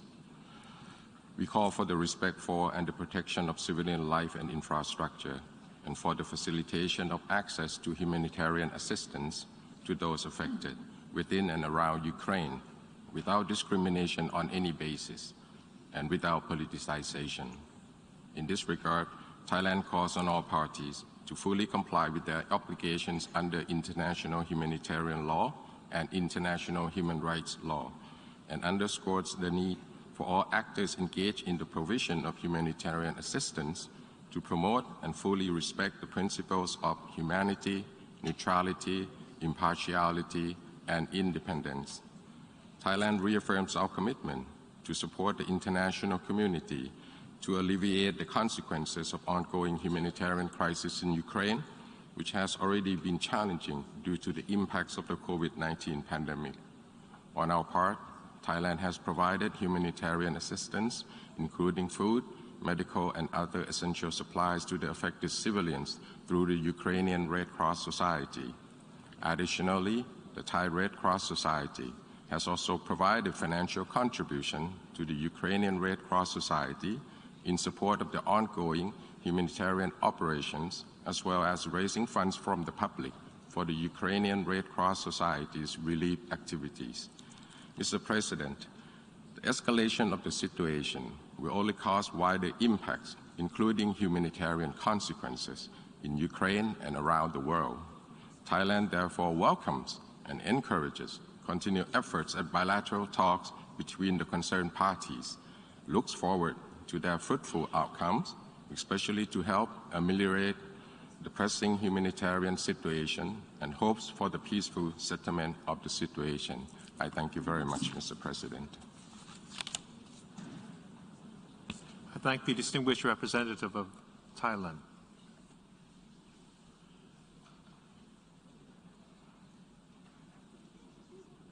I now give the floor to the distinguished representative of the Dominican Republic.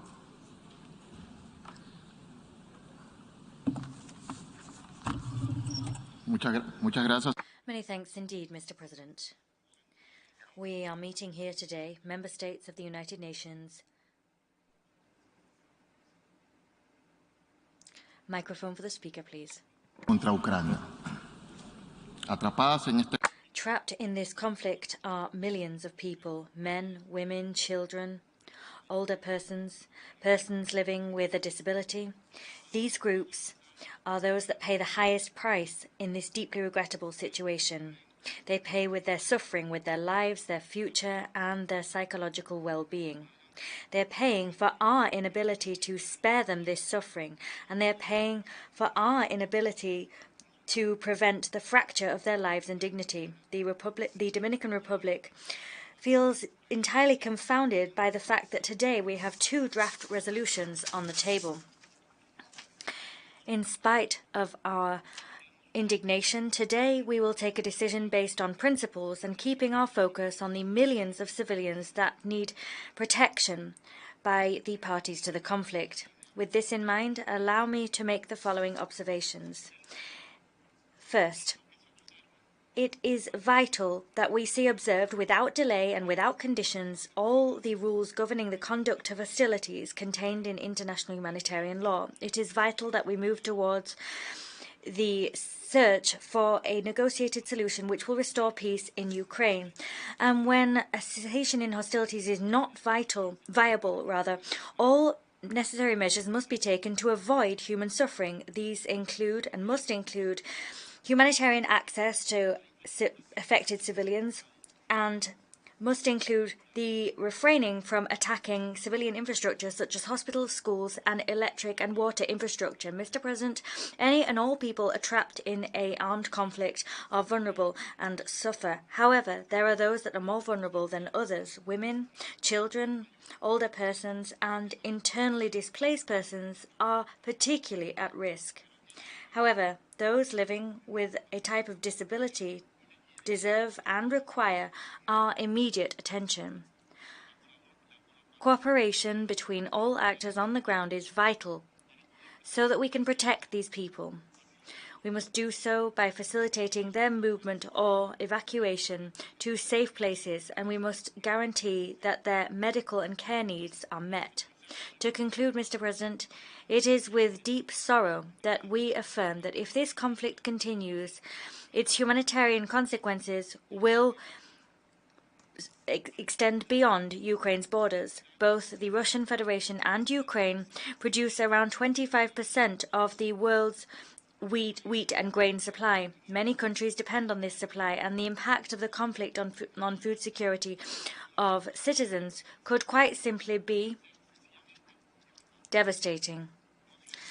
Let us not allow this to happen. Let us not increase this suffering. On the contrary, let us not allow the situation to continue escalating. Let us not allow this conflict to be responsible for millions of people who already suffer food security descending into the abyss of a famine. Many thanks, Mr. President. I thank the distinguished representative of the Dominican Republic.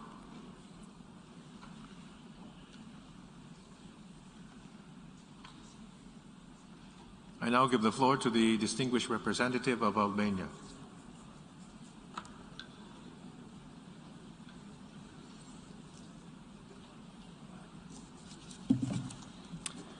Mr. President, 24 February, 23 March, already a month into the Russian aggression in Ukraine, and the devastating situation needs no description.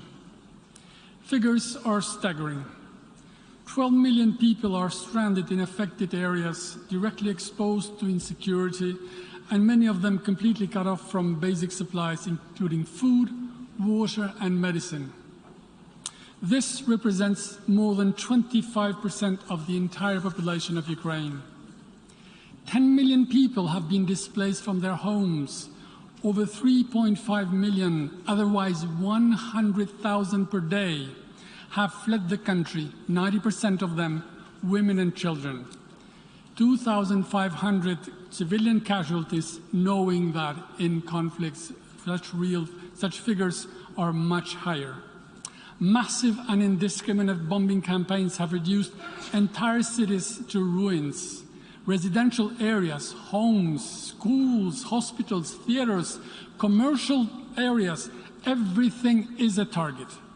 Mariupol, the new Aleppo, has become the true face of Russia, a permanent member of the Security Council that has awarded itself a license to kill civilians and destroy cities.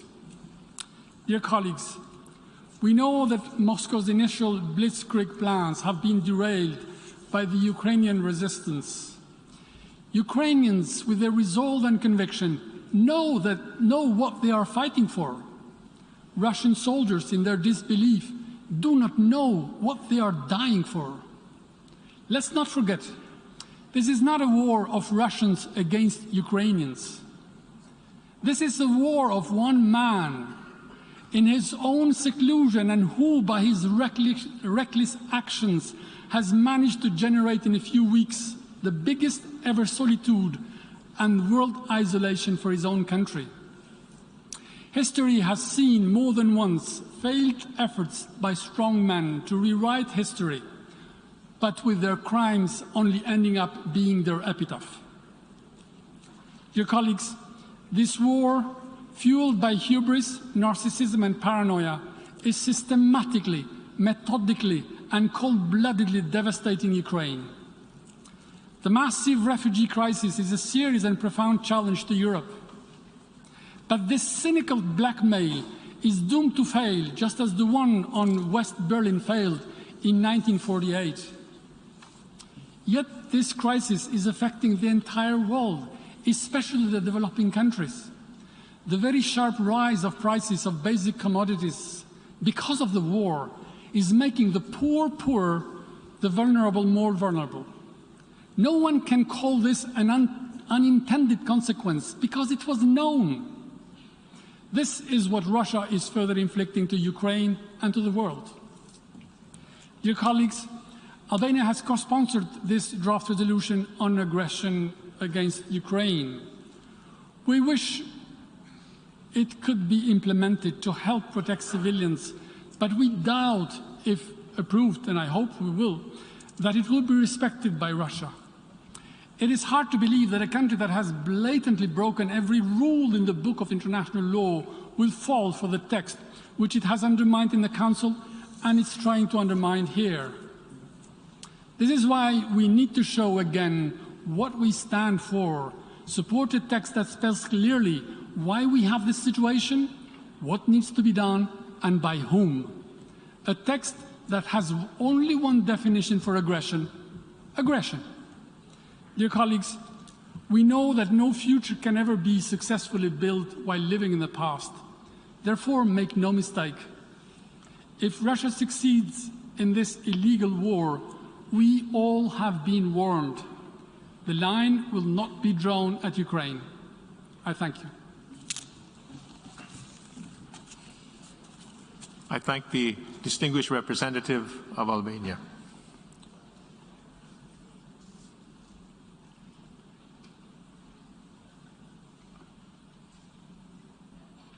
I now give the floor to the distinguished representative of Poland.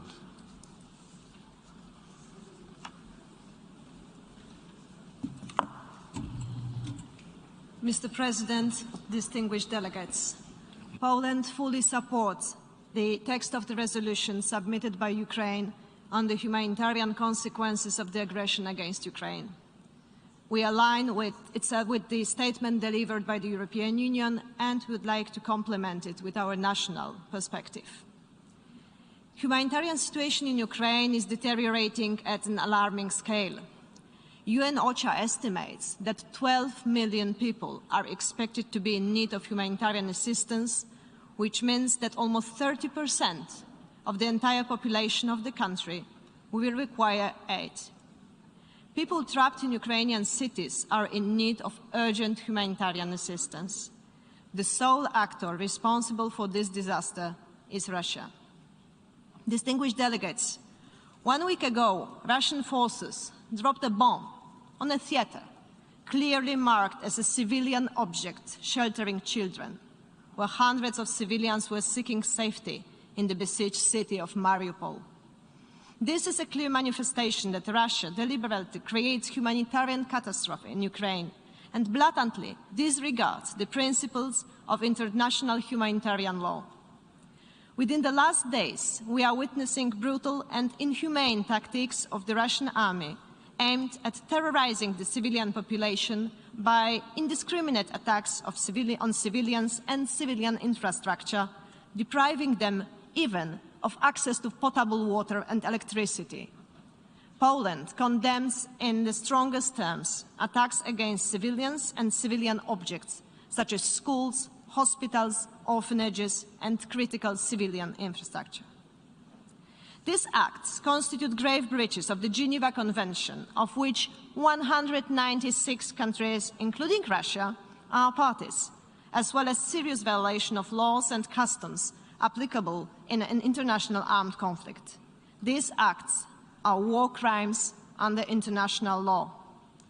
We must not remain silent. By voting in favor of the draft resolution presented by Ukraine, we voice support for immediate cessation of hostilities and ensuring humanitarian access.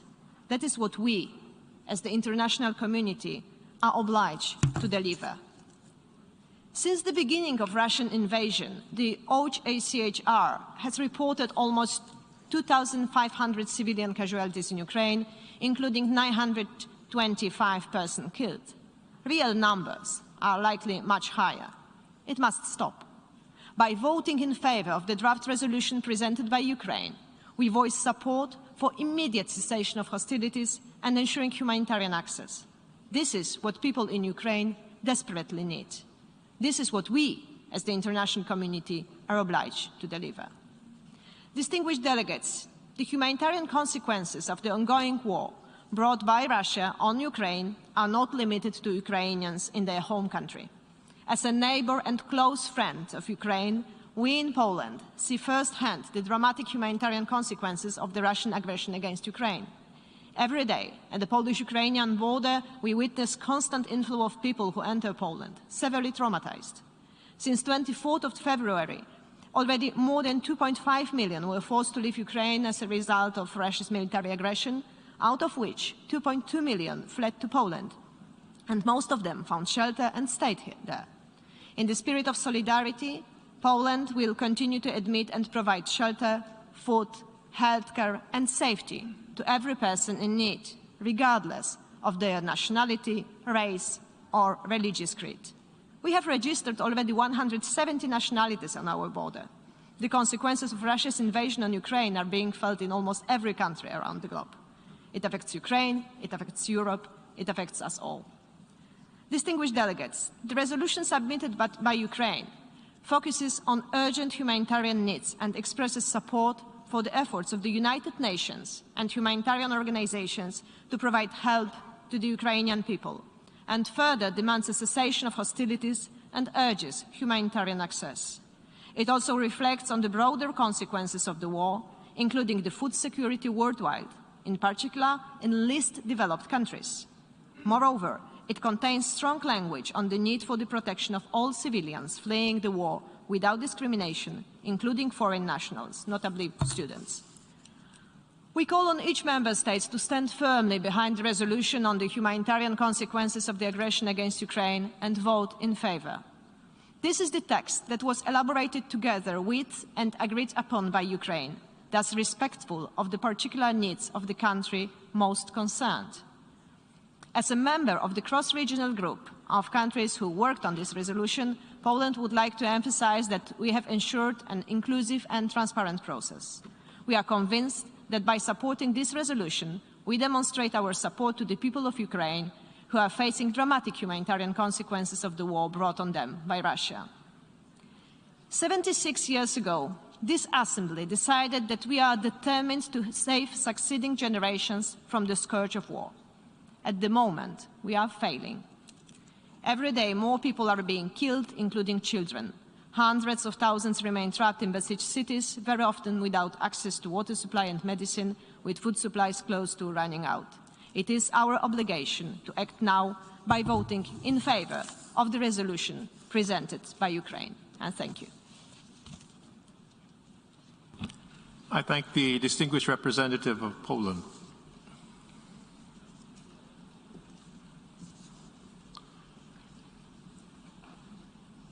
I now give the floor to the distinguished representative of Chile.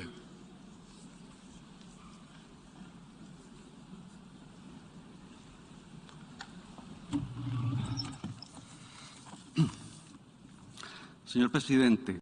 Mr. President, Chile reiterates once again its total condemnation of the Russian Federation's invasion of Ukraine. Since the historic special session of this General Assembly, which began on the 28th of February, the situation on the ground has worsened dramatically, and we're seeing even the use of new missiles with staggering destructive capacity. Moreover, we've seen an increase in the bombing of hospitals, schools, and residential neighborhoods in which civilians could still be found. Mr. President, Chile supports and has co-sponsored the resolution entitled Humanitarian Consequences of the Aggression against Ukraine.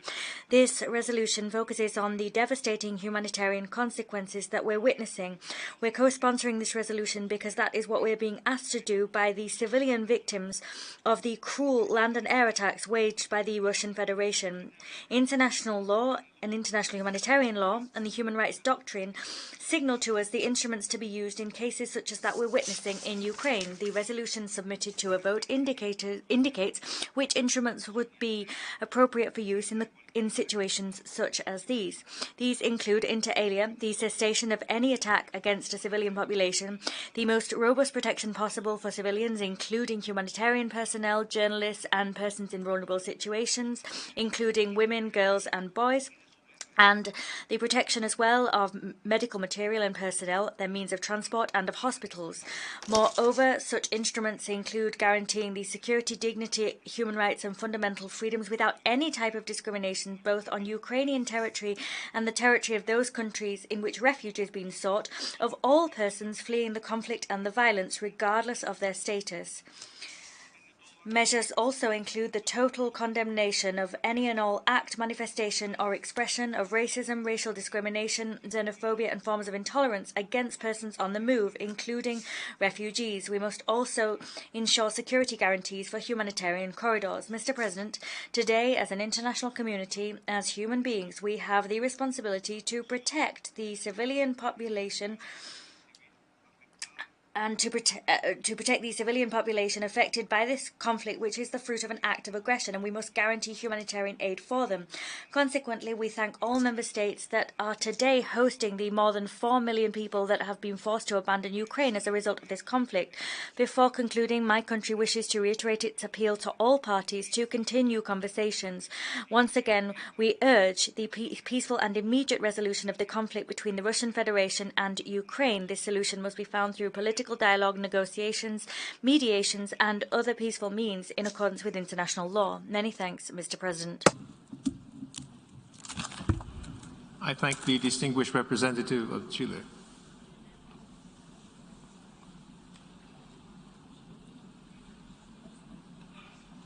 I now give the floor to the distinguished representative of Liechtenstein.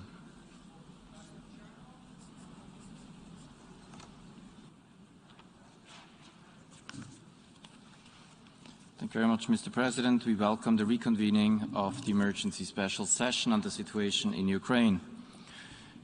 3 weeks ago, this Assembly issued a clear call with respect to the aggression against Ukraine by an overwhelming majority. It asked for the immediate cessation of hostilities, as well as the complete and immediate withdrawal of all troops from Ukraine, with a view to creating the necessary space for genuine diplomacy, as well as a credible and fully inclusive peace process. The reaction of the Russian Federation shows a complete disregard for the multilateralism embodied in the decision of this Assembly, and of the order of the International Court of Justice of March 16th. Not only has it failed to heed the unequivocal call from this assembly, it has engaged in further military escalation. Mr. President, in Ukraine we see in the starkest possible terms the axiom that whenever war begins, war crimes follow. The aggression committed against Ukraine must therefore remain front and center in our discussions as we address its consequences, as well as the individual criminal responsibility it entails for persons in leadership positions. Incalculable suffering has been visited on Ukraine since this assembly last met. It is not only that the civilian population has borne the brunt of its impact, civilians have increasingly been targeted by the Russian armed forces in blatant violation of the most fundamental principles of international humanitarian law: military necessity, distinction, and proportionality. A large part of the civilian population has been forcibly displaced as a result. The onslaught on Mariupol is particularly appalling and eerily reminiscent of the notorious assault on Aleppo in its indiscriminate attack on civilian infrastructure and the infliction of mass civilian casualties as a method of warfare. Mr. President, all of this extends far beyond the discussions we are engaged in today. It is a frontal rejection of multilateralism that this Assembly embodies, and that is so urgently needed to address other challenges of our time, from fighting climate change to overcoming the devastating impact of the COVID-19 pandemic and the inequalities exacerbated by it, to addressing humanitarian and other emergencies in all parts of the world. The people of Ukraine are the primary victims of this war, but its impact is already felt around the globe. The attack on a major agricultural producer will be devastating for global food security. The forthcoming growth in military expenditure will make for a more dangerous world. There will be massive fallout on agendas that were already in a fragile state before the aggression against Ukraine, from the abolition of nuclear weapons to achieving the SDGs. All of this cannot be undone in its entirety, but the effects can be mitigated by one measure: an immediate end of the invasion, as this Assembly has requested. Mr. President, in response to the aggression, there has been an unprecedented way in which governments and private sectors have come together to stand up for the fundamentals of the post-World War II order. This is a positive takeaway if we can apply it to other challenges in the future. The resolution this Assembly passed on March the 2nd has resonated in a powerful manner around the globe. This Assembly has proven its ability to act decisively when the Charter is under threat. The present crisis can be a defining moment for this Assembly and its ability to show leadership that will be required with respect to other challenges. Mr. President, this organization has extensive experience in the area of humanitarian assistance, including in the most difficult of circumstances. This Assembly and other relevant UN bodies have set the ground rules for the delivery of humanitarian assistance. The relevant rules defined in international humanitarian law are universally accepted. Nevertheless, we are called upon today to ask for these rules to be respected.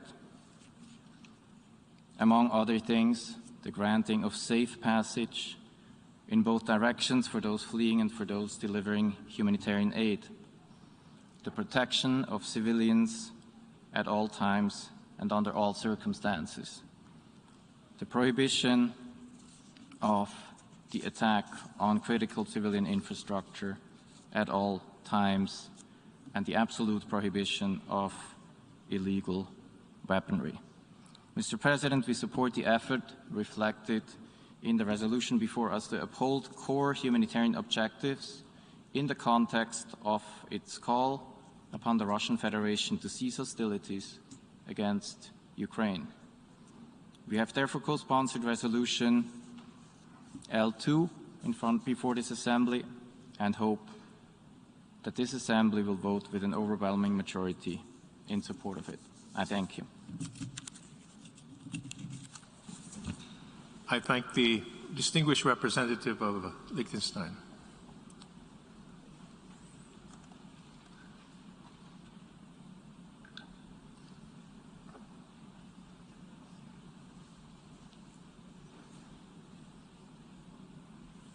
I now give the floor to the distinguished representative of Slovenia.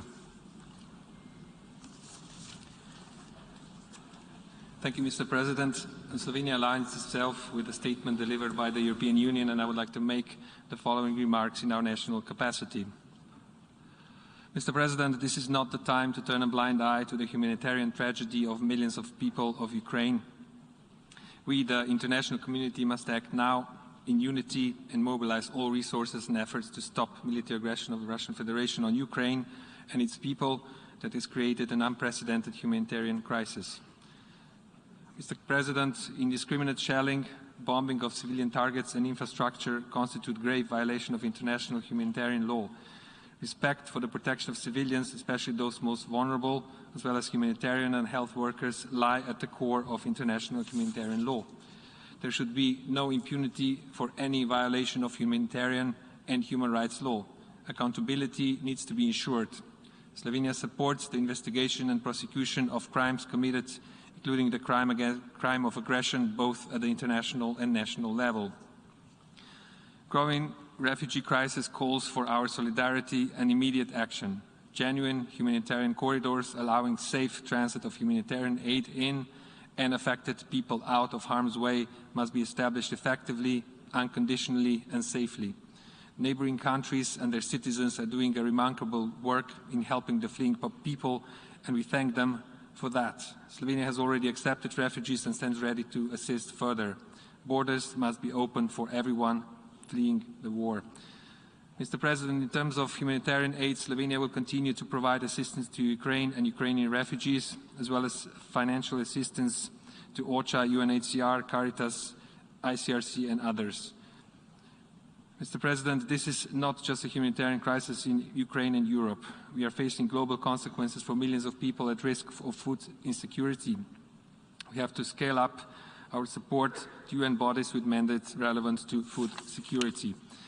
Mr. President, we call on the implementation of the resolution adopted by an overwhelming majority on the 2nd of March in this Assembly, which in its strongest terms deplores Russian aggression against Ukraine, demands the immediate withdrawal of its troops from the entire territory of Ukraine.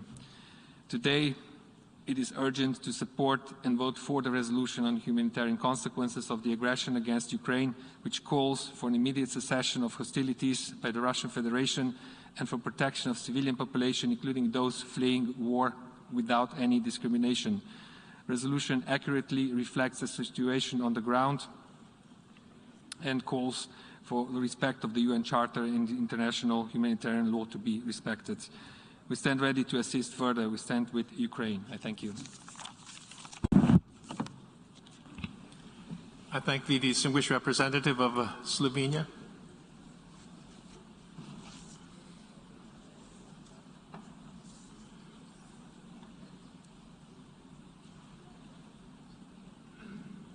I now give the floor to the distinguished representative of Ecuador.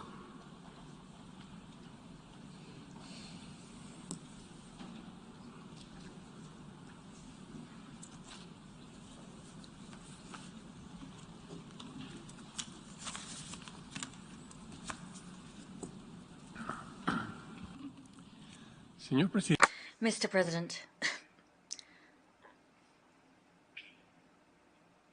excuse me, says the Speaker. Diego is the name of the Ecuadorian student of 20 years of age that arrived in Ecuador yesterday, fleeing the shelling, the explosions, and the tragedy sparked by the military aggression against Ukraine. Diego took shelter in a bunker and learned to live from day to day in the midst of a conflict which was alien to him. He's also a living witness of the fact that the special military operation is nothing other than a clear invasion of Ukraine, of its people, and an act of aggression against the United Nations Charter. Around 700 Ecuadorians, including Diego, were successfully evacuated by my government in 3 humanitarian flights since the beginning of the war, which has plunged humankind into mourning in which it has stayed for a month now. The Ukrainian friend of Diego was not as lucky. He was not able to cross the border. And every one of these 700 Ecuadorians that we've been able to evacuate knows a family, a mother, a father, a son, a daughter that continues to live with the spectre of destruction and death hanging over them. And despite the fact that my compatriots that are today safe and sound will never forget the ordeal they went through, they're also all acutely aware that their suffering and pain in no way compares to the suffering and pain that the military aggression is inflicting upon the people of Ukraine. In honor of all of the evacuated foreign students and in honor of those who stay, as well as in honor of all of the Ukrainian people, and in particular in order to equip the international community with one more tool, Ecuador joined the key proponents of draft resolution L2, whose 6th operative paragraph reads, and I quote, "The Assembly demands that all parties protect civilians fleeing armed conflict and violence, including foreign nationals, notably students, without discrimination, to allow voluntary, safe and unhindered passage." End quote. The statement that I made exactly 1 month ago before this General Assembly calling parties to dialogue, de-escalation and a diplomatic solution was pulverized only a few hours later when the first bombs fell. How many times did we hear in the Security Council and in statements made to the media that there wouldn't be an invasion? The denial that military attacks would be waged, to a certain extent, limited the possibilities for safe evacuation, and consequently, we saw the exacerbation of the impact on the civilian population, and this impact is growing ever graver, day by day, minute by minute. Today, I'm attending this meeting because Ecuador believes that all is not lost. We still can and we must achieve an immediate cessation of hostilities, just as is called for by the resolution in its 2nd operative paragraph. Indeed, this is also what's called for by common sense and our ethic responsibility as human beings. This morning, the permanent representative of Japan clearly stated that the grave humanitarian situation in Ukraine would continue if we do not tackle the root causes and grapple with the essence of what's happening. The draft resolution of an interregional group that Ecuador is co-sponsoring does just that. It tackles the causes and consequences of this devastating humanitarian crisis. For these reasons, and in light of all of the above, Ecuador will vote in favor of the draft contained in document A/ES11/L2, which already is co-sponsored by at least 83 delegations. It calls upon, and we call upon rather, all delegations to do the same. I also invite delegations to remain united before the international community and to honor the role and authority of this assembly in light of the efforts to revitalize the General Assembly, which year upon year see us call for the non-duplication of work in resolutions presented. Thank you. I thank the distinguished representative of Ecuador.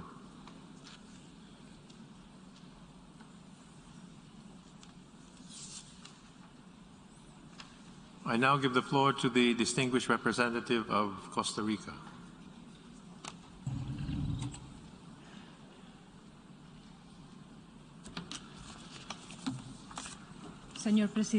Mr. President, as we speak, the streets of Ukrainian cities are being used as a battlefield.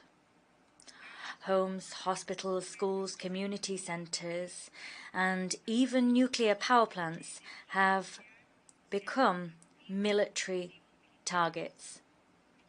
Millions of Ukrainians have left their homes to head towards neighbouring countries, while at the same time many remain trapped and are desperate for safe passage. They have no food, no water, no heating, no electricity. But they have hope. We are their hope. The Russian invasion of Ukraine is devastating for Ukrainian civilians, and the longer the aggression lasts, the deeper its repercussions will be in Ukraine and beyond Ukraine's borders. Consequently, as an international community, we must reiterate our appeals to the Russian Federation to cease its hostilities against Ukraine. The resolution that we will adopt offers a welcome approach to the required civilian protection in the devastating invasion of Ukraine. It underscores the need to protect those who have been forcibly displaced. It underscores the need to protect non-combatants, including journalists and humanitarian workers, among others. Costa Rica supports all provisions relating to the protection of the civilian population and civilian infrastructure. The protection of civilians is a fundamental obligation of the United Nations. The conduct of hostilities is the driving force behind civilian suffering.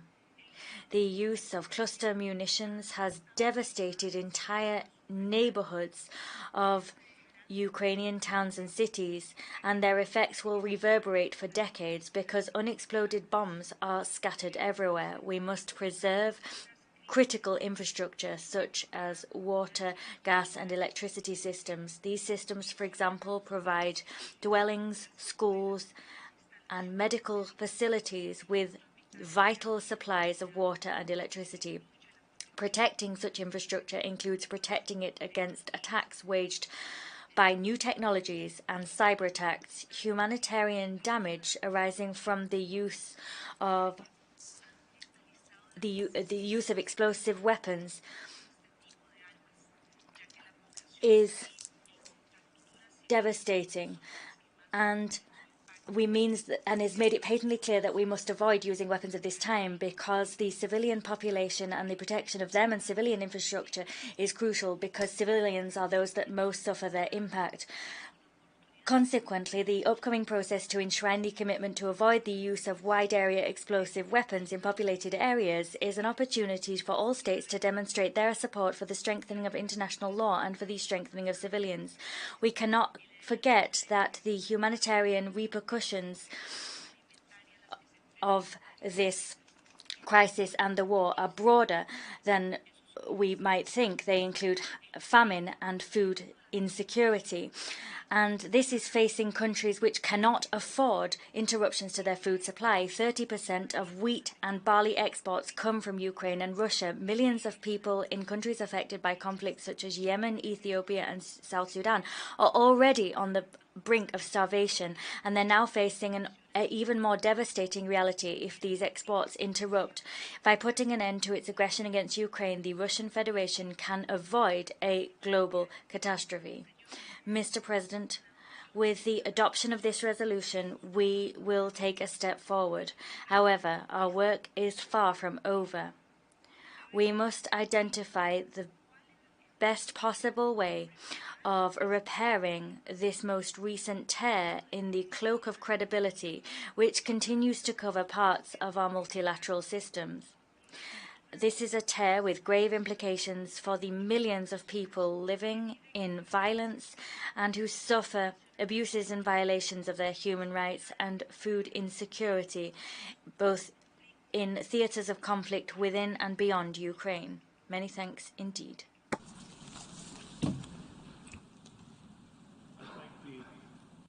I thank the distinguished representative of Costa Rica.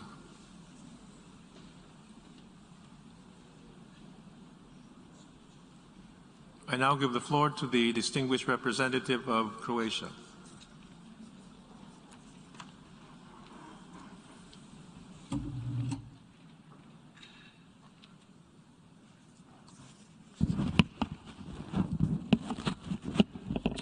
Mr. President, distinguished colleagues, Croatia aligns itself with the statement of the EU, and I would like to add some remarks in my national capacity. It was over 30 years ago when the Croatian city of Vukovar looked like Mariupol today, but scars remain. These scars remind us daily of the importance of preventing such tragedies from repeating. We should all unite to prevent further sufferings in Ukraine. The first step is to support a resolution submitted by Ukraine, co-sponsor it and vote for it. Colleagues, it is not about resolutions. It is not about words. It is not about votes. It is about people, the people of Ukraine, who are under attack. They did not deserve it. They did not provoke it. They were targeted because they wanted to live free and equal as their big neighbor. Just for wanting to live free and equal, they are now being cruelly punished. Ukrainian sovereignty and territorial integrity have been violated. Ukrainian people are being killed and maimed, displaced and starved by the occupying Russian forces. It is the minimum of decency and compassion with the victims to acknowledge their sufferings and to help the 10 million displaced and others in need.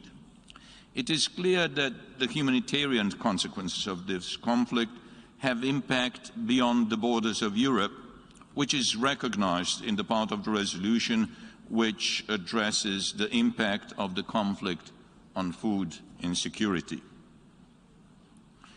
In Ukraine, no one is too young or too old to become a victim. Civilians were attacked from the newborns in maternity hospital to elderly in the nursing home. There is no place to hide. There is no safe haven. Schools, hospitals, theaters and shopping malls have all been targeted. In this sense, it is important that the resolution we are adopting today is focused on top humanitarian priorities and that it is action-oriented. The resolution calls for immediate cessation of hostilities, protection of civilians, including foreign nationals, without any discrimination, as well as protection of civilian infrastructure, humanitarian access, and respect of international humanitarian law, international human rights law, and refugee law. It is our responsibility to protect the population of Ukraine. Putting an end to the attacks on civilians is not only about our moral duty, it is also about our commitments under international law, human rights and humanitarian law, as well as international criminal law. Deliberate targeting of civilians, as well as indiscriminate attacks against them, are not only morally repugnant. They constitute war crimes and, if committed in a widespread or systematic manner, crimes against humanity. We should therefore support all efforts to establish accountability for crimes committed in Ukraine. They are important for providing justice to the victims, as well as for the prevention in Ukraine as well as elsewhere. We welcome the International Court of Justice's order to Russian Federation to immediately suspend its military operation.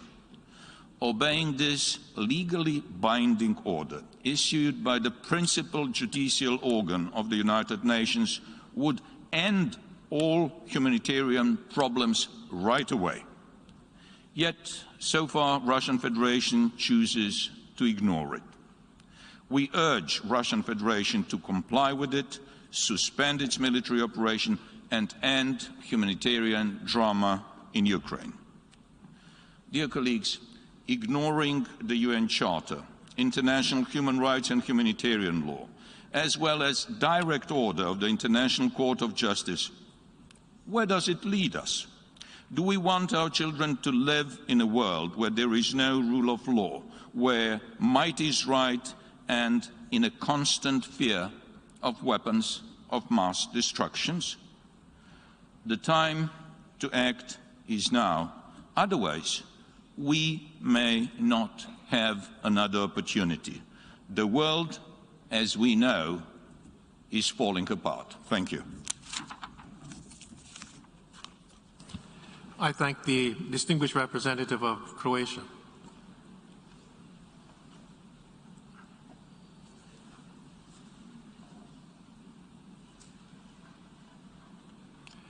I now give the floor to the distinguished representative of Australia.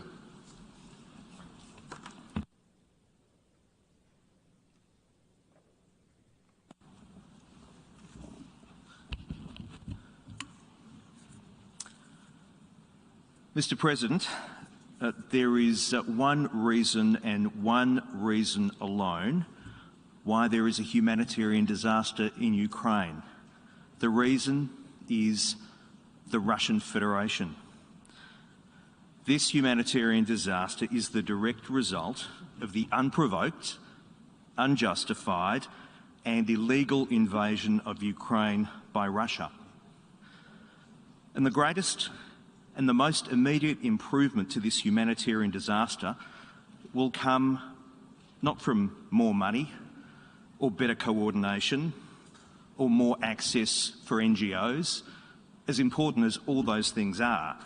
The greatest and most immediate improvement to this humanitarian disaster will come from the immediate withdrawal of Russian forces from Ukrainian territory. Mr. President, that's why any meaningful resolution on the humanitarian situation must call out Russia by name. Russia has to stop its invasion. Russia has to get out of Ukraine. Mr. President, plain speaking and honesty are the very least the millions of suffering Ukrainians deserve. Colleagues, let's support a resolution that demonstrates that we stand in absolute solidarity with the people of Ukraine. Mr. President, Russia's actions have caused immense human suffering. Australia is particularly distressed by the plight of the most vulnerable, including women, children, people with disabilities and the elderly. That's why the Australian Government will deliver $65 million of life-saving assistance through trusted partners to address the needs of those who need it most. And we will continue to work in lockstep with our international partners to support Ukraine and its people as they continue to face abhorrent threats to their lives, their families and their livelihoods. And Australia was proud to be part of the Pacific Island Forum statement delivered by Fiji this morning.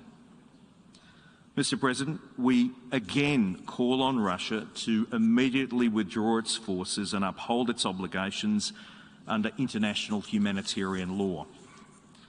We are appalled by reports of Russia's indiscriminate attacks on civilians. Russia must allow the safe passage of civilians from Ukraine and safe access for the provision of humanitarian assistance. And we condemn actions by third parties that would enable and facilitate Russia's invasion, including through economic, military and political support. Australia will continue to impose travel bans and targeted financial sanctions to inflict heavy costs on those who bear responsibility or hold levers of power in Russia and Belarus. And it's just so important that we acknowledge the generosity of neighbouring countries that are hosting refugees. We are one with you as you continue in your support for the people of Ukraine. And finally, Mr. President, Australia pays tribute to the remarkable resilience and the remarkable courage shown by the Ukrainian people. Colleagues, this resolution is the only resolution in which Ukraine has been involved in the drafting.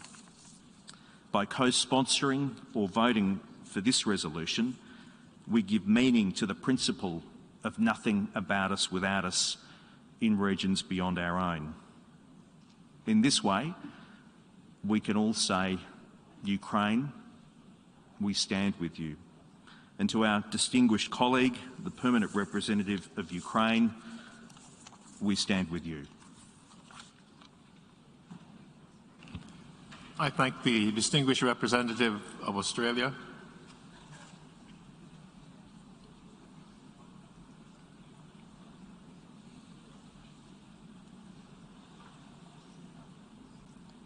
I now give the floor to the distinguished representative of New Zealand.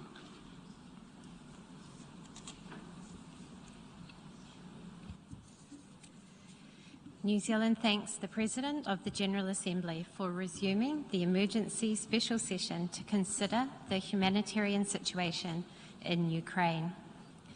New Zealand associates ourselves with the Pacific Island Forum statement delivered earlier this morning. We are saddened by the urgent and sombre circumstances under which we meet. We are alarmed to see the thousands of civilian casualties and the millions who have been displaced by Russia's unprovoked and unjustified attack on Ukraine. We are deeply concerned by the disproportionate effects that this conflict is having on women and girls, children, the elderly, and persons with disabilities. The scale of this crisis demands a strong and effective response from the General Assembly. For this reason, New Zealand co-sponsored the resolution introduced by Ukraine this morning. We welcome the resolution's highlighting of the impact of the conflict on women and children. We also welcome that the resolution clearly identifies Russia's invasion as the cause of the severe spike in humanitarian need. It is a matter of fact. Russia ignored international law when it invaded Ukraine. Russia is violating international humanitarian law every day this conflict continues. Civilians are not targets. Civilian infrastructure is not a target. Medical facilities and personnel are not legitimate targets. Cluster munitions and chemical weapons are banned. Threats to use nuclear weapons are morally reprehensible. As Russia's accomplice, Belarus shares responsibility for this humanitarian crisis. We commend those who have stepped up to provide humanitarian support. Ukrainian and international humanitarian organisations are providing life-saving humanitarian assistance. Ukraine's neighbours have generously welcomed millions of civilians that have been forced to flee. The UN system has quickly scaled up its response. Aotearoa New Zealand is assisting international humanitarian efforts. We have made an initial contribution of $6 million to the humanitarian response, and we expect to provide further contributions. However, we are concerned that Russia's actions are stretching the global humanitarian system to its limit. Resources and attention are being diverted away from other crises.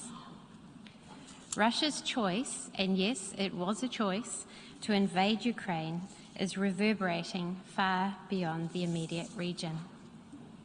Production and distribution of basic foodstuffs are already being disrupted, bringing acute stress to countries already on the brink.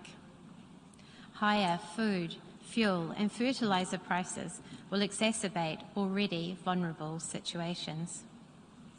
No country, big or small, with or without a veto, should be allowed to act with impunity when it violates the basic tenets of international humanitarian law. President Putin's actions represent a grave breach of international law and the UN Charter. Russia must be held accountable. As a long-standing proponent of peace and reconciliation, New Zealand calls on Russia to act consistently with your international obligations. Urgently de-escalate the conflict by ceasing military operations in Ukraine. Take all possible steps to protect civilians, provide humanitarian actors with access and guarantees of safety that they need, and engage sincerely in diplomatic negotiations as a pathway to resolve this conflict. Ultimately, the grave humanitarian situation in and around Ukraine will be resolved only by a full cessation of hostilities. New Zealand encourages Member States to act together and vote in support of the resolution, Humanitarian Consequences of the Aggression against Ukraine, to show what we stand for as a community of the United Nations. Thank you. I thank the distinguished representative of New Zealand.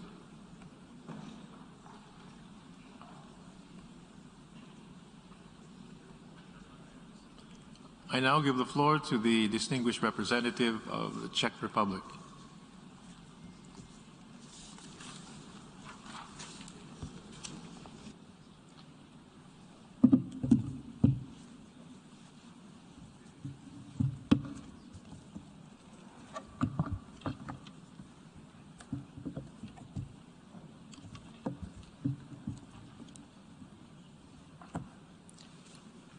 Mr. President, the Czech Republic aligns itself with the EU statement and wishes to add the following in its national capacity. There are hardly any words to describe the dire humanitarian situation in Ukraine these days. It is simply beyond appalling. The brutal conduct of war by Russia in a blatant disregard for all conceivable international norms and international humanitarian law has resulted in untold suffering of innocent civilians and widespread destruction of civilian infrastructure. Russian rockets and bombs regularly hit civilian sites, including residential buildings, hospitals, and schools. Russia's indiscriminate shelling of cities, including Kiev and Kharkiv, has no military logic, but to terrorize the civilian population. On the 5th and the 6th of March, Russia bombed humanitarian corridors in Mariupol while civilians were trying to use them. On the 16th of March, Russia bombed and destroyed a theater in Mariupol, which was used as an air raid shelter by hundreds of people, mostly women and children. Also, earlier this month, the rocket attacks on the Kharkiv city center killed at least 10 civilians and ruined the central Freedom Square, including the building of the Kharkiv Regional Administration and the Czech Honorary Consulate.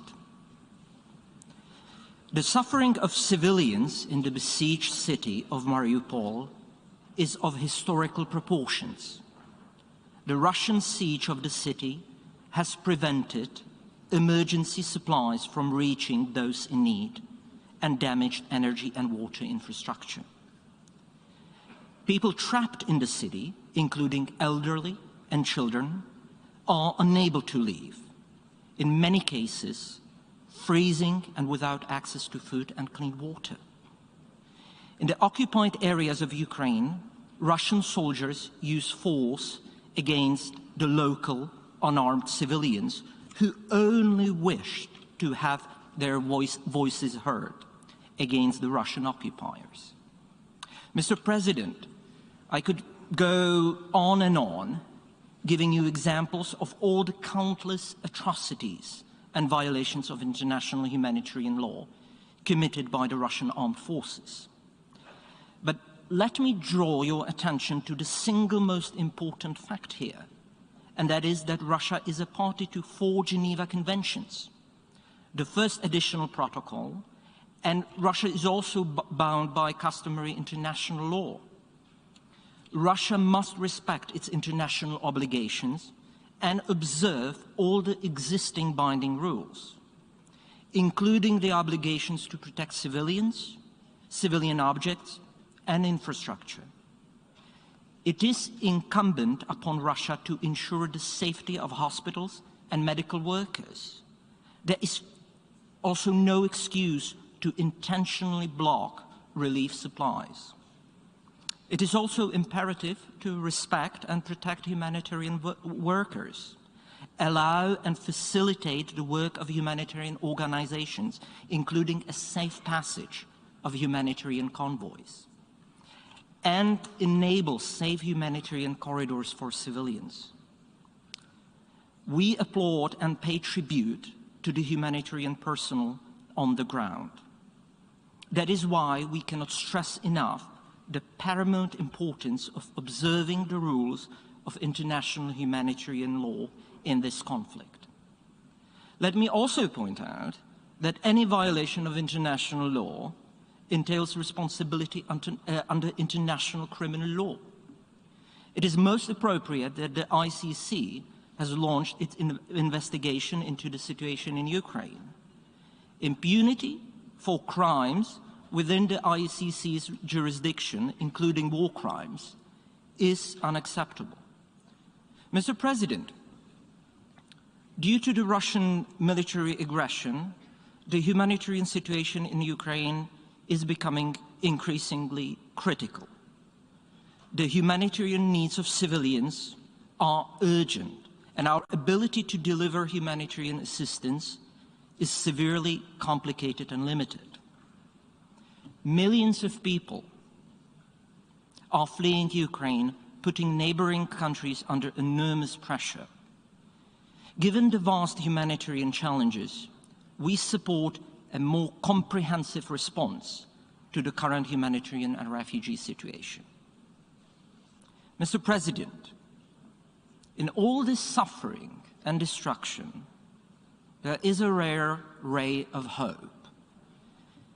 And it is the upswell of solidarity the neighboring countries have shown, welcoming with open arms all those fleeing the war-torn Ukraine.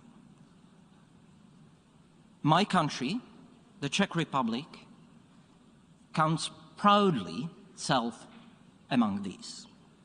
The Czech Republic and its people stand shoulder to shoulder with Ukraine, and we have provided an unprecedented level of support. The people of the Czech Republic have welcomed and provided shelter for more than 270,000 refugees from Ukraine. Around 250,000 of them have already been granted a special visa status that gives them access to healthcare, social protection, and labor market. The Czech Republic has been providing humanitarian and development assistance to Ukraine continuously since 2014, and we will continue to do so. Mr. President, in light of all that I have said, the Czech Republic welcomes the resolution on the humanitarian consequences of the aggression against Ukraine, and we will vote for its adoption.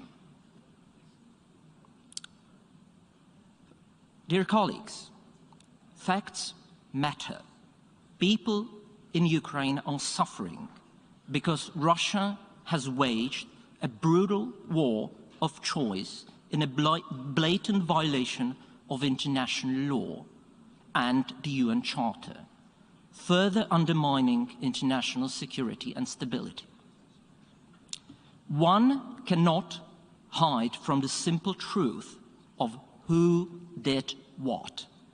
The Ukrainians are defending their homeland while their homes are being burned down, women, children, and elderly getting killed all forced to flee. We have to face up to the undeniable truth that Russia's aggression has caused untold suffering. Moreover, this war continues to have ripple effects around the globe, including increased food security and skyrocketing energy prices. Dear colleagues, I would like to urge you to vote for this resolution. Vote yes in order to make a stand against all this senseless violence and suffering. Please vote yes to send a clear message that human lives matter and civilians should not be targeted. But let me make one additional point. After all, this is not a complicated matter. I mean, us trying to navigate the intricacies of international humanitarian law or trying to cope with the difficulties of setting up humanitarian corridors. Because one man can easily end all this suffering and bloodshed, just the same way it all started. Russia should pull back all its troops and let Ukrainians go about their lives. Let children return to their classrooms. Give peace a chance again. Our vote today is fundamentally about the expression of the global conscience that all this suffering and bloodshed should end once and for all. Thank you. I thank the distinguished representative of the Czech Republic.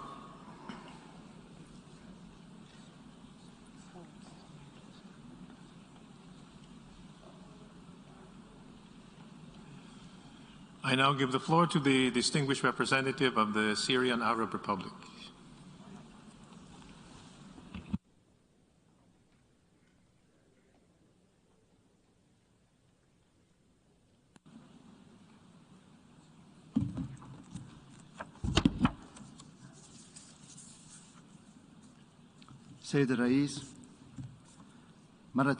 President,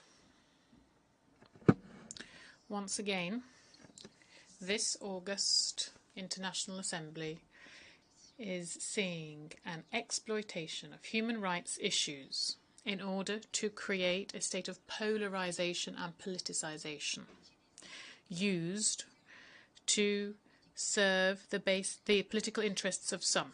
Indeed, some states are mixing questions on the humanitarian crisis in Ukraine with their hostile political position against the Russian Federation.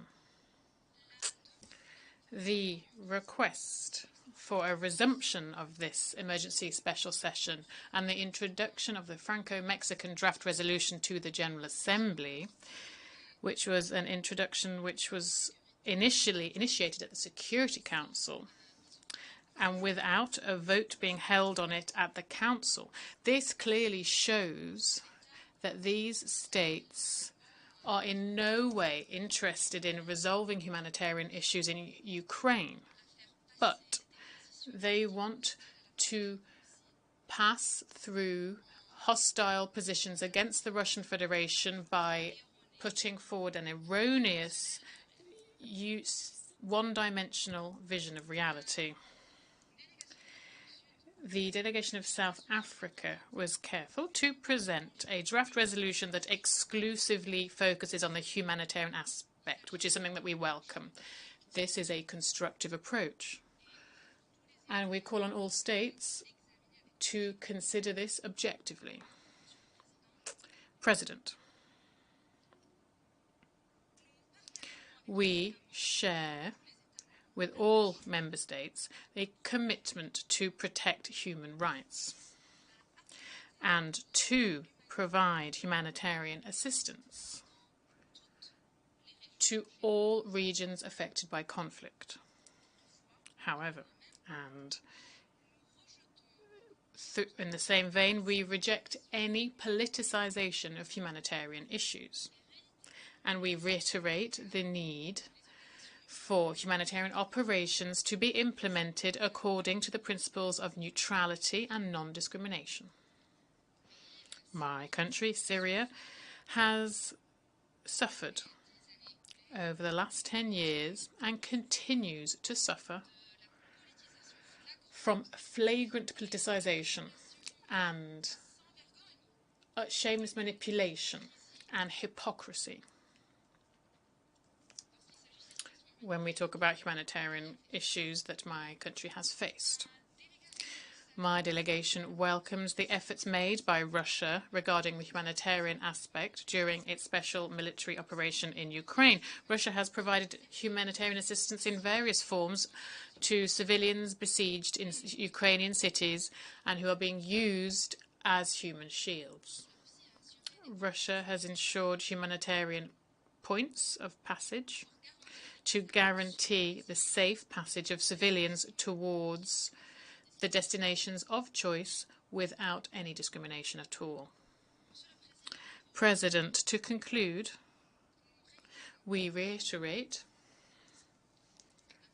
the importance that for states who claim to be concerned with human rights should treat all displaced people equally, whether they are within Ukraine or abroad, and ensure humanitarian access that is swift and safe, including for foreign nationals who are in Ukraine, and they should facilitate their return home without delay or without discrimination. I thank you very much, President.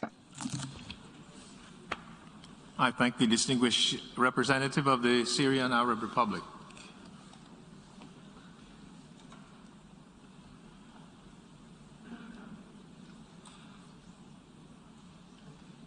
I now give the floor to the distinguished representative of Singapore.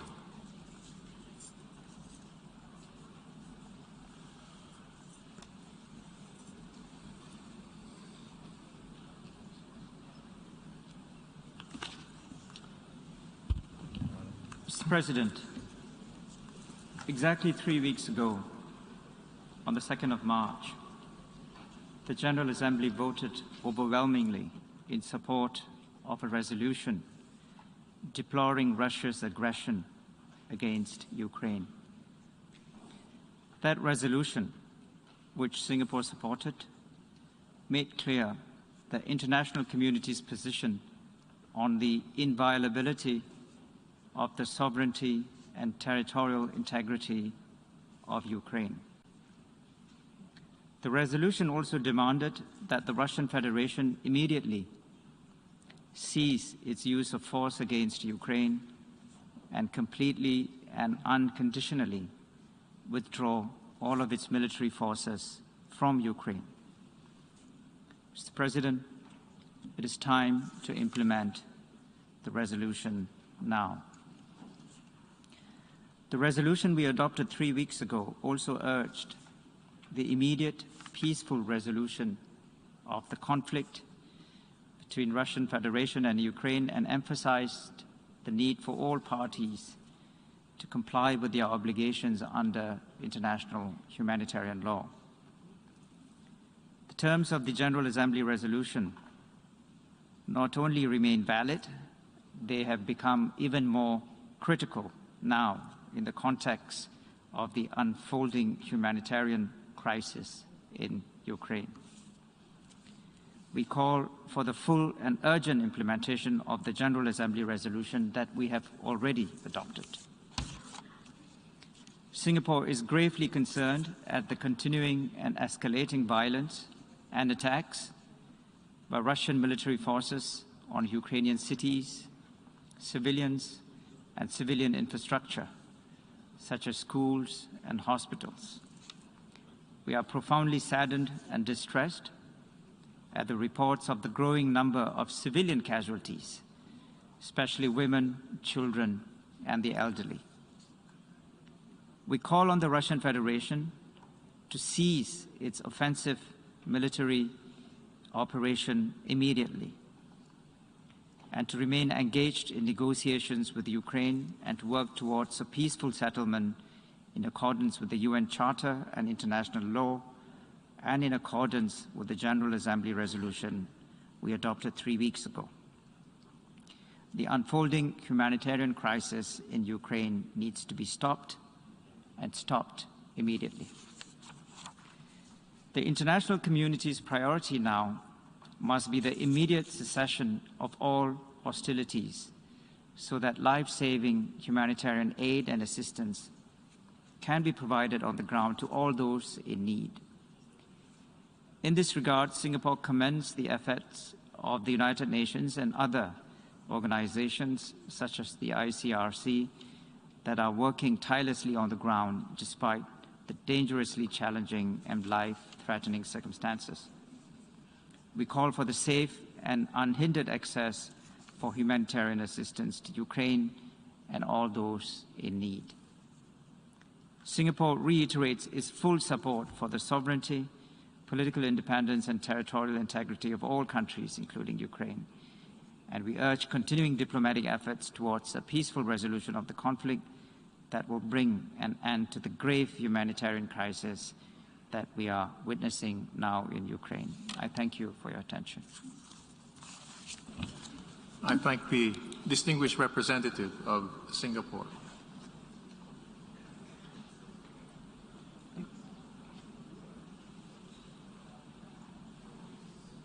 I now give the floor to the distinguished representative of the United Kingdom.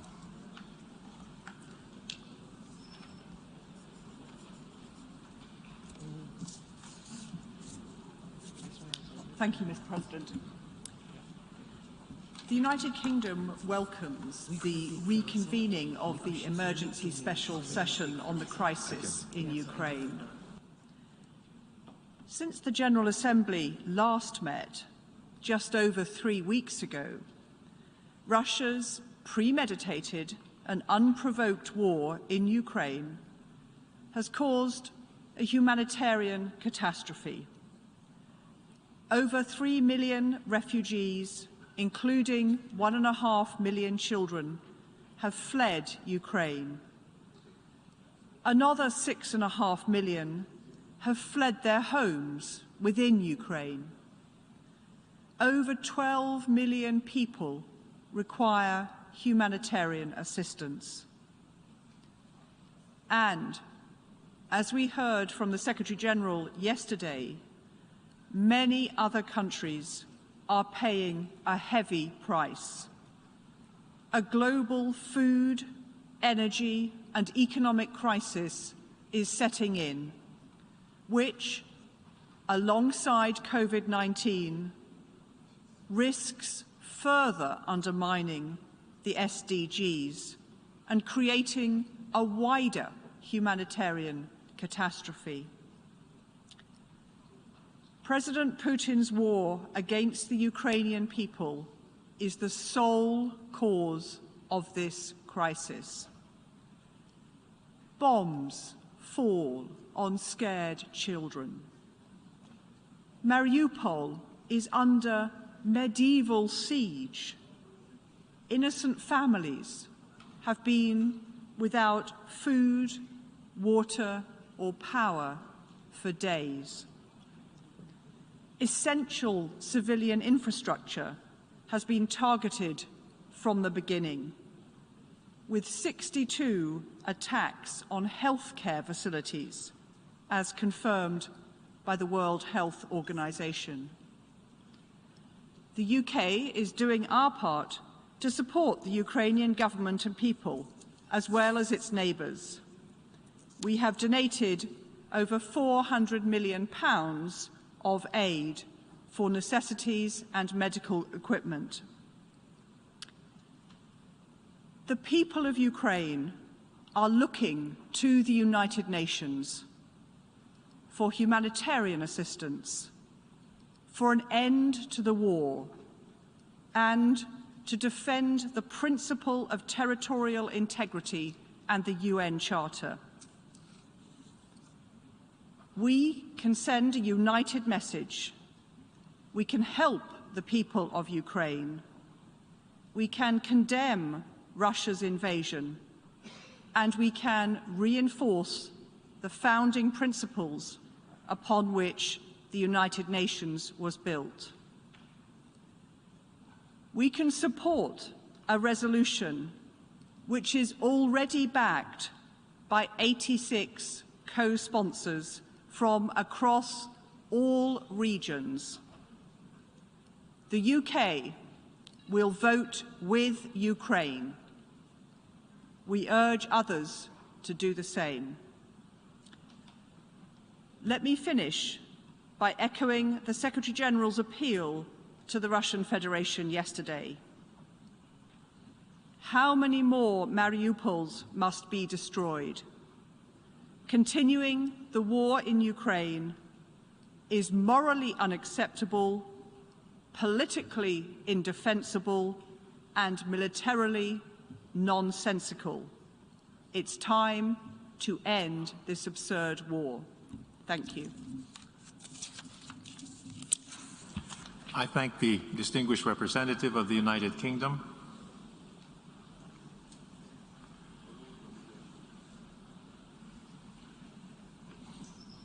I now give the floor to the distinguished representative of France.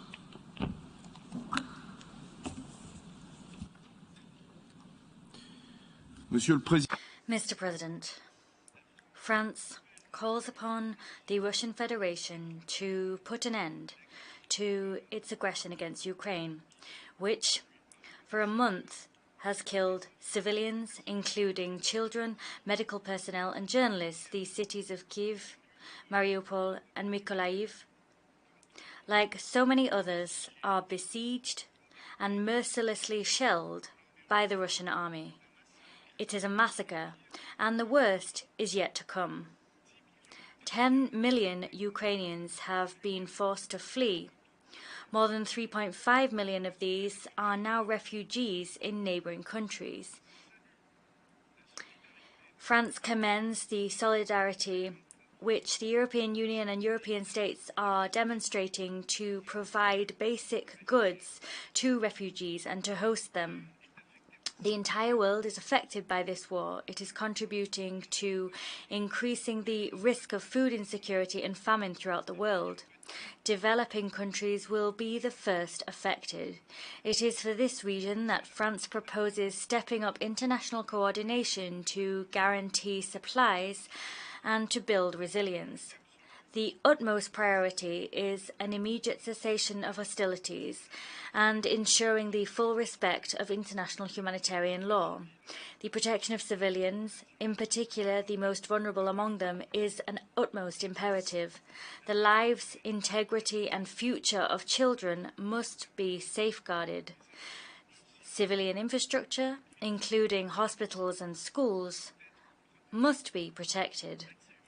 Humanitarian access must be guaranteed as a matter of the utmost urgency. France commends the mobilization of the international community, the United Nations, and of humanitarian actors, who all must meet the needs of people in all theatres of crisis, ranging from Afghanistan to Yemen, including South Sudan and Haiti.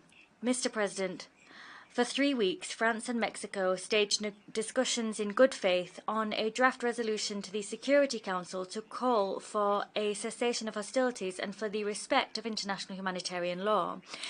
The humanitarian situation has but worsened since then, and several states have shared with us their desire to participate in our efforts. It is for this reason that we transferred our initiative to this General Assembly. The draft resolution introduced this morning by Ukraine is the fruit of an inclusive process, and it reflects a balance taking account of the proposals made by countries from all regions. There is an urgent need to act to reach an immediate cessation of hostilities. This is the only alternative to protect people. No one will emerge victorious from this war. Only the end of the Russian offensive will stop us from losing yet more still. The General Assembly must continue to shoulder its responsibilities, as it did on the 2nd of March. It must make Russia hear reason, renounce the use of force, respect the United Nations Charter, respect the Geneva Conventions, and protect civilians. To support the draft of France, Mexico, and of so many other countries, is to support the protection of the weakest among us, to support solidarity between peoples, and to support the journey towards peace. Thank you. I thank the distinguished representative of France. We have heard the last speaker on this item for this meeting.